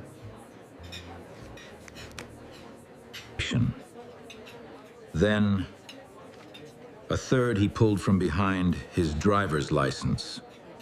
It's like a last bullet in a chamber he'd forgotten he loaded. He handed it to Nathan.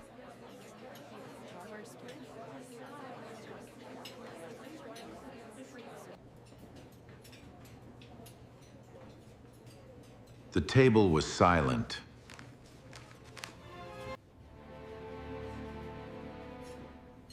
"16 people, no forks moving."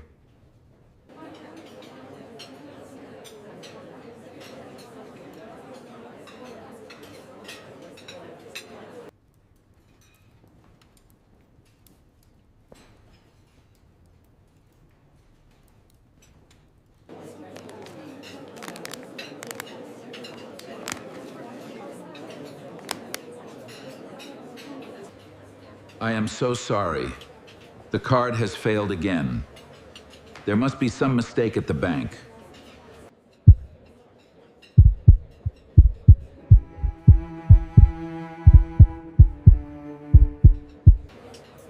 I'm so sorry, Dad. It failed again.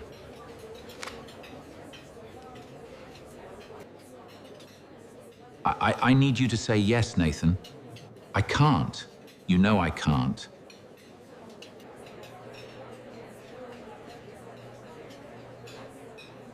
Then he looked at me.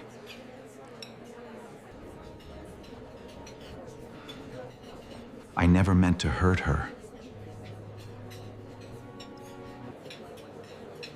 Not yet.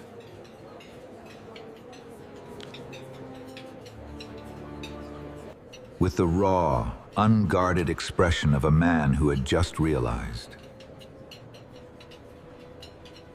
In front of every person who mattered to him.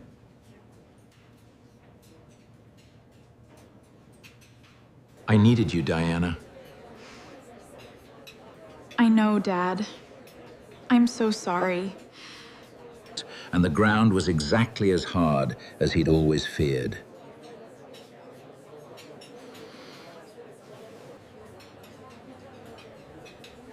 He looked at me the way you look at a lifeboat that's pulling away from the ship. I picked up my sparkling water.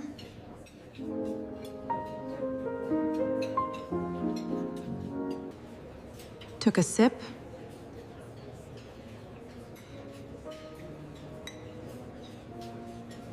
And set it down.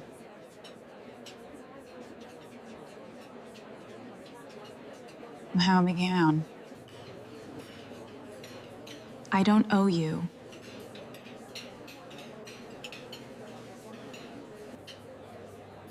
I never did.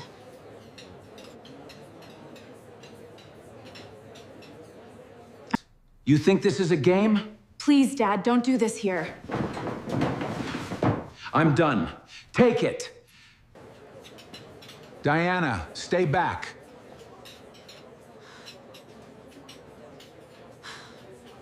Keep your voice down. We need to handle this without involving anyone else. What did you do? Why aren't these cards working?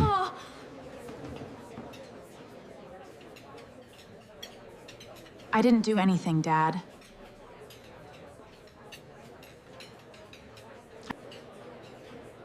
Your card was declined.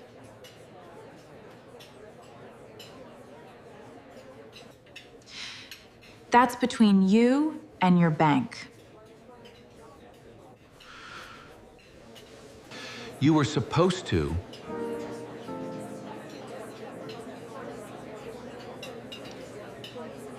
He stopped himself.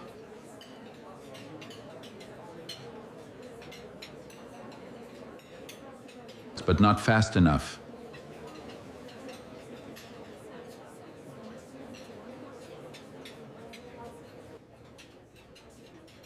You will have to make a choice.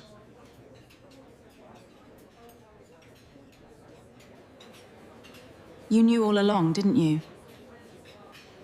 We did, Diana. Pay the bill. You were supposed to pay. I never wanted this for you. Oh, Mom. Why can't you just reconsider? No, it wasn't supposed to be this way. I don't know what to do. I never thought I'd be sitting here in such a beautiful place, feeling so utterly lost. Oh, Diana. Please, Mother, not now. I just don't know what to do. After everything we've done for you, after I carried you,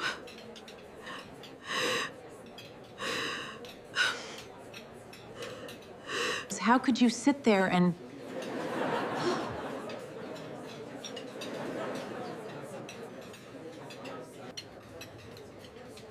What did you do for me, Mom? I gave you everything. My voice was level.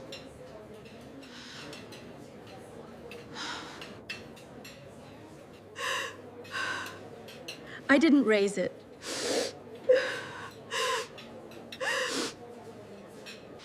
I didn't lean forward.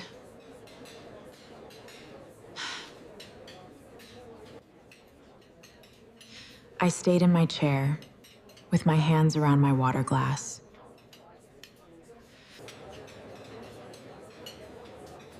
Tell me in front of everyone. What did you do for me in the last 3 years?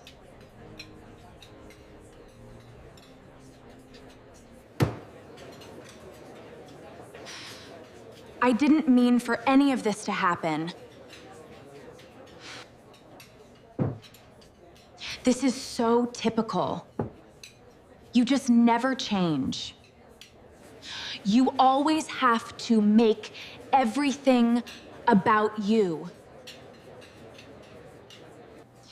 Linda, you know what's best for you, dear.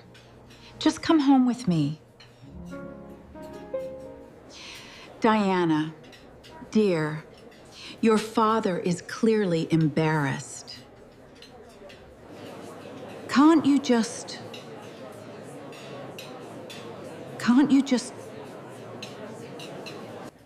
Item I kan fortgångsien.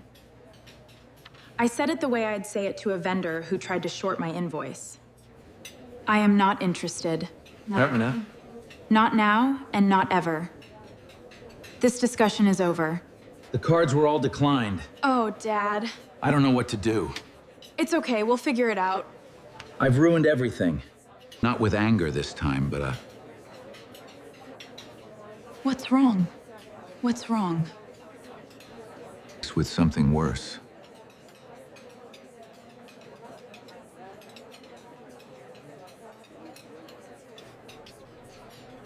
I have nowhere else to go, Diana. I need your help, now. And for one moment, one terrible, honest moment. He sounded like a man standing in a house with the lights turned off.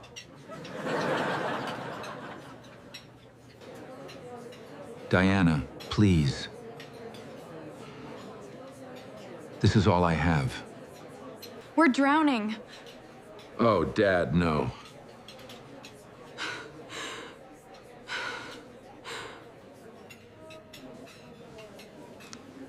I saw him.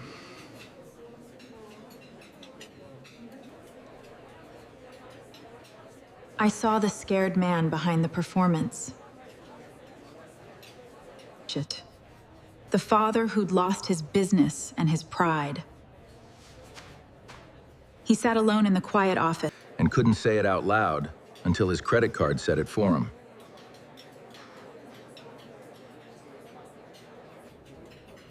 I saw him, and I ached.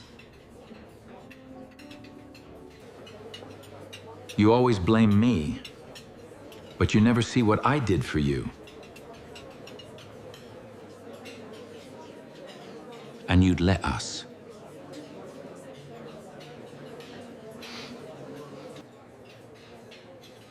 And the ache stopped.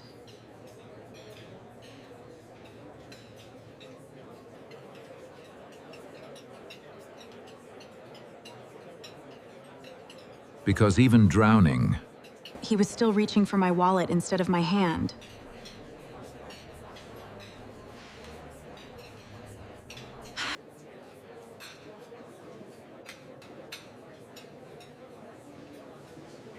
I stood up.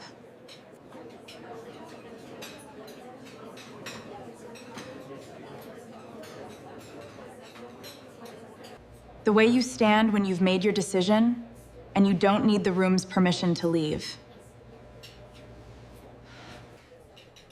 Dad, it's all right. We'll handle this. It doesn't change anything. Okay, Diana, I understand.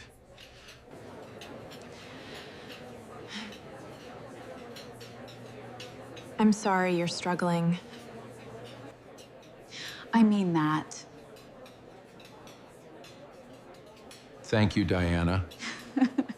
And I gestured at the table, the empty platters, the upside-down wine bottles, the 16 faces watching me like... This isn't asking for help. This is a trap.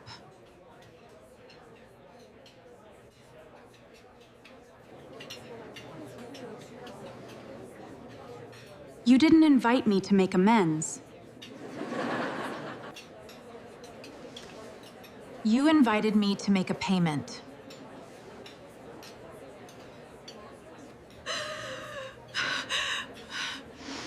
I don't believe this.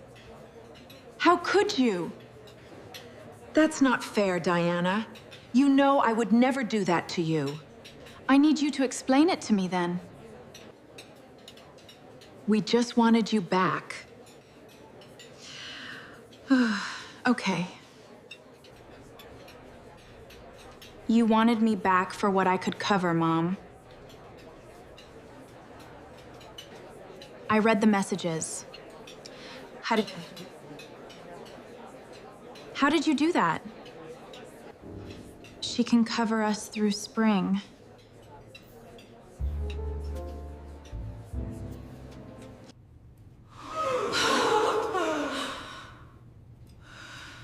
The table went white. You shouldn't have done that, Brooke.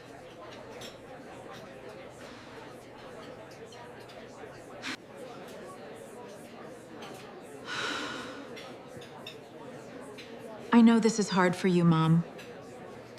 I saw the evidence, Dad. Don't look at me like that.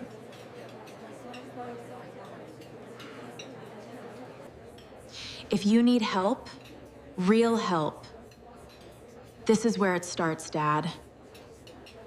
I will sit down with you and a financial counselor, and we will figure out a plan. Thank you, Diana. Thank you.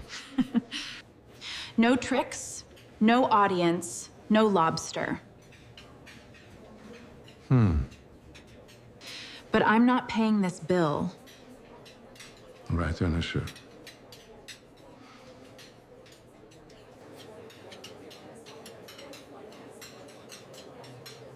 I didn't order it. What? I wasn't told about it, and I don't owe it to you.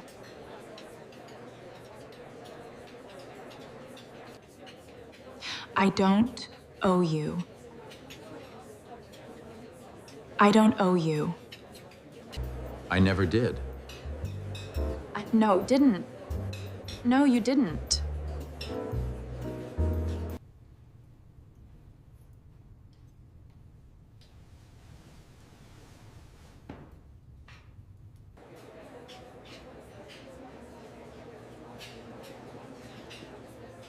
I picked up my purse. I have made my decision, Mom. This is goodbye. And I am not looking back.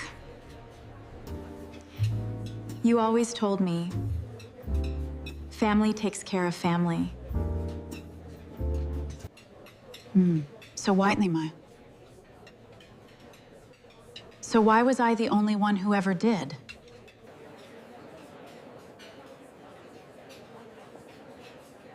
Then I walked toward the door. Past the busser.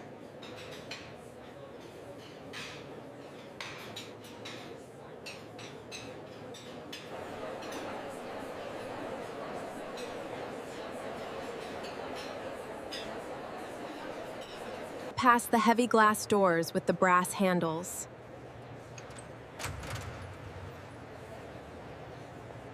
I have your receipt, Diana. Please, just hear me out. Nathan. There's nothing more to discuss. But there is. About us. Just 1 minute. He was holding my receipt.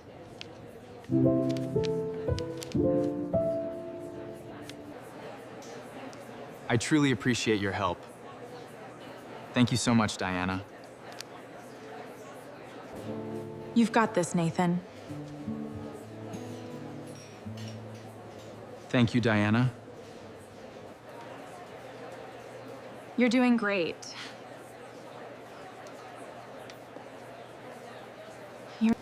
I've told him everything. I feel section. Then I walked out.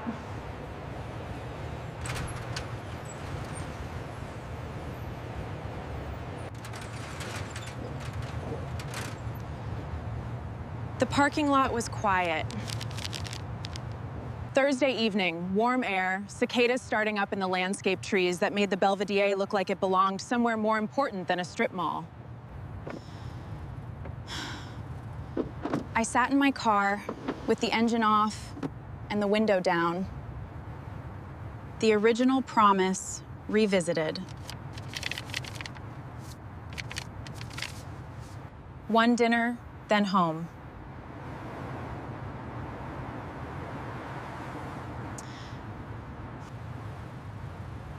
one dinner.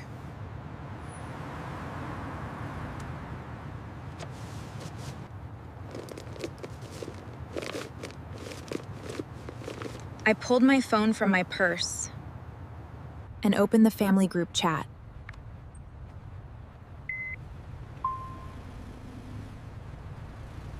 The messages were already flooding in.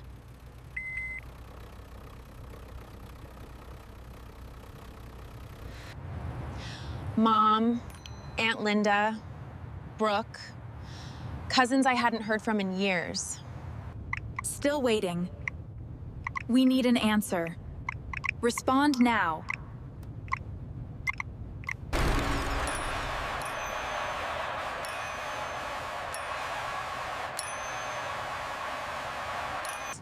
And the particular kind of fury that only comes from people who've been caught.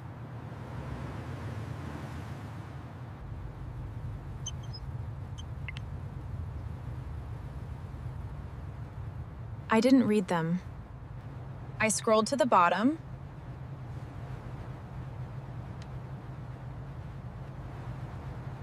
Tapped.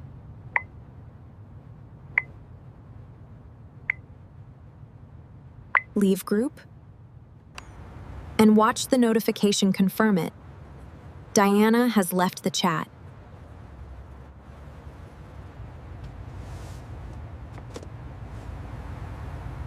I set the phone on the passenger seat. I started the engine and placed both hands on the steering wheel. And I drove home in the same silence I'd driven there. Except this time, the silence wasn't nervous.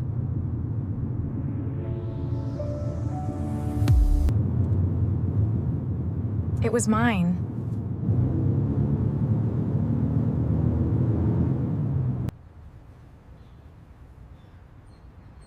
The aftermath was quieter than I expected. No one called that night, or the next day, or the day after that.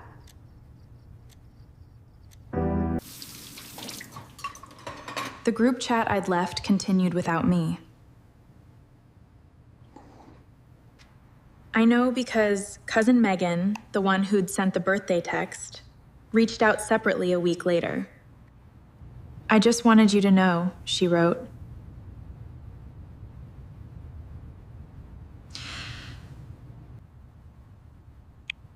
That was the most honest thing anyone's done at a family dinner in 20 years.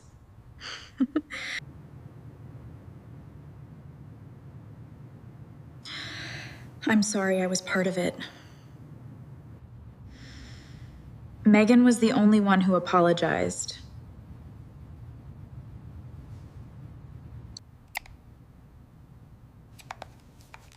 Three weeks later, Brooke texted, not to apologize, but to ask if I could lend her first and last month's rent for a new apartment.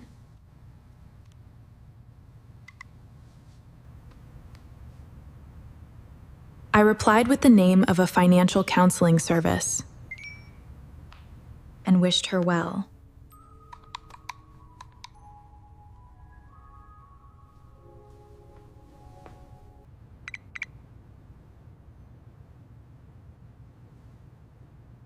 She didn't respond. Through Megan, I learned the rest in pieces over the following months. Dad's contracting business had folded 18 months before the dinner. Bad bets on 2 commercial projects that went sideways.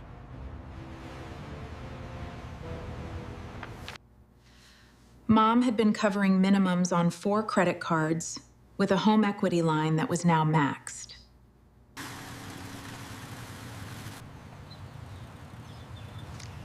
The house went on the market in July. They moved to a smaller rental.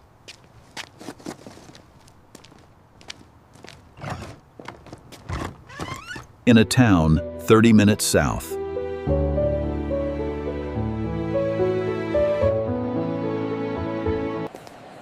Brooke took a job.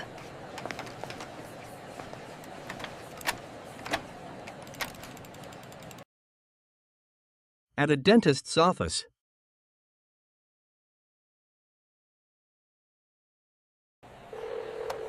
Thank you for calling. Yes, I can schedule that appointment for you. How does next Monday sound? None of it was what I wanted. For them.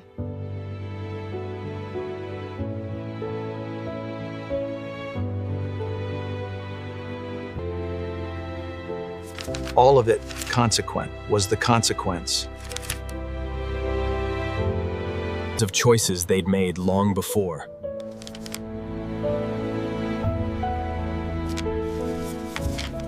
I walked into the Belvedere.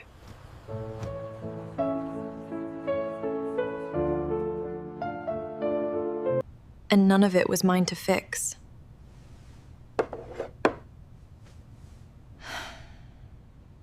I called Dad.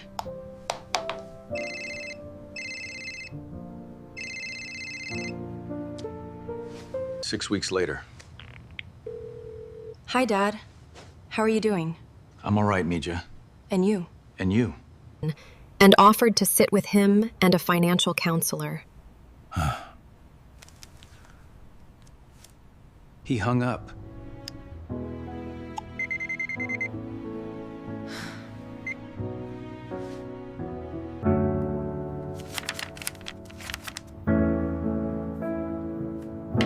I haven't called again. But the offer still stands.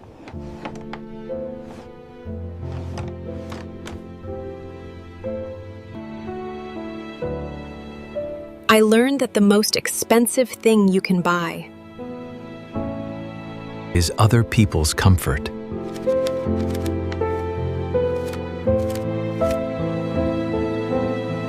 With your silence.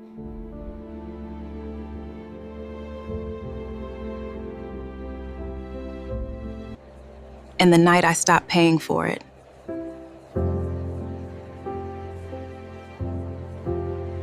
was the night I finally got rich.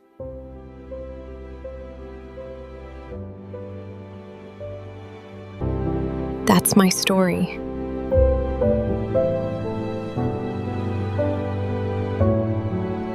"16 seats.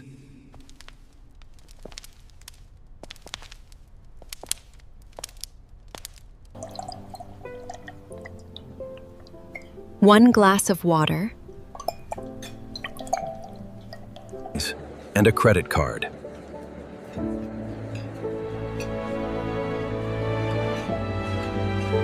That told the truth nobody else would.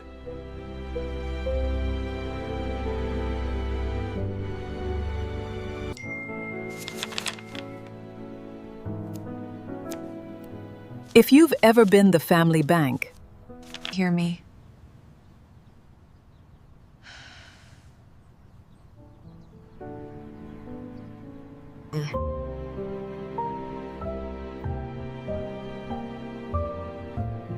Helping is a choice and not a debt.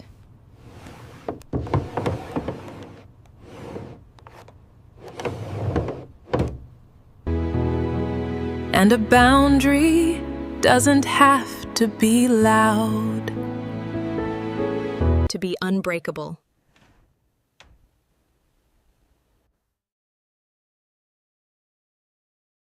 Share this.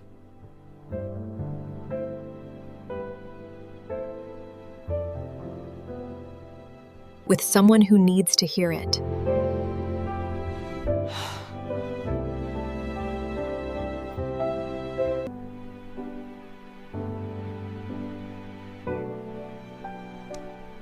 Drop a comment and hit subscribe.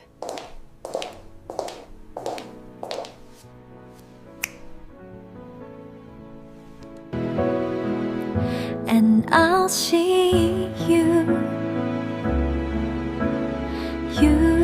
In the next.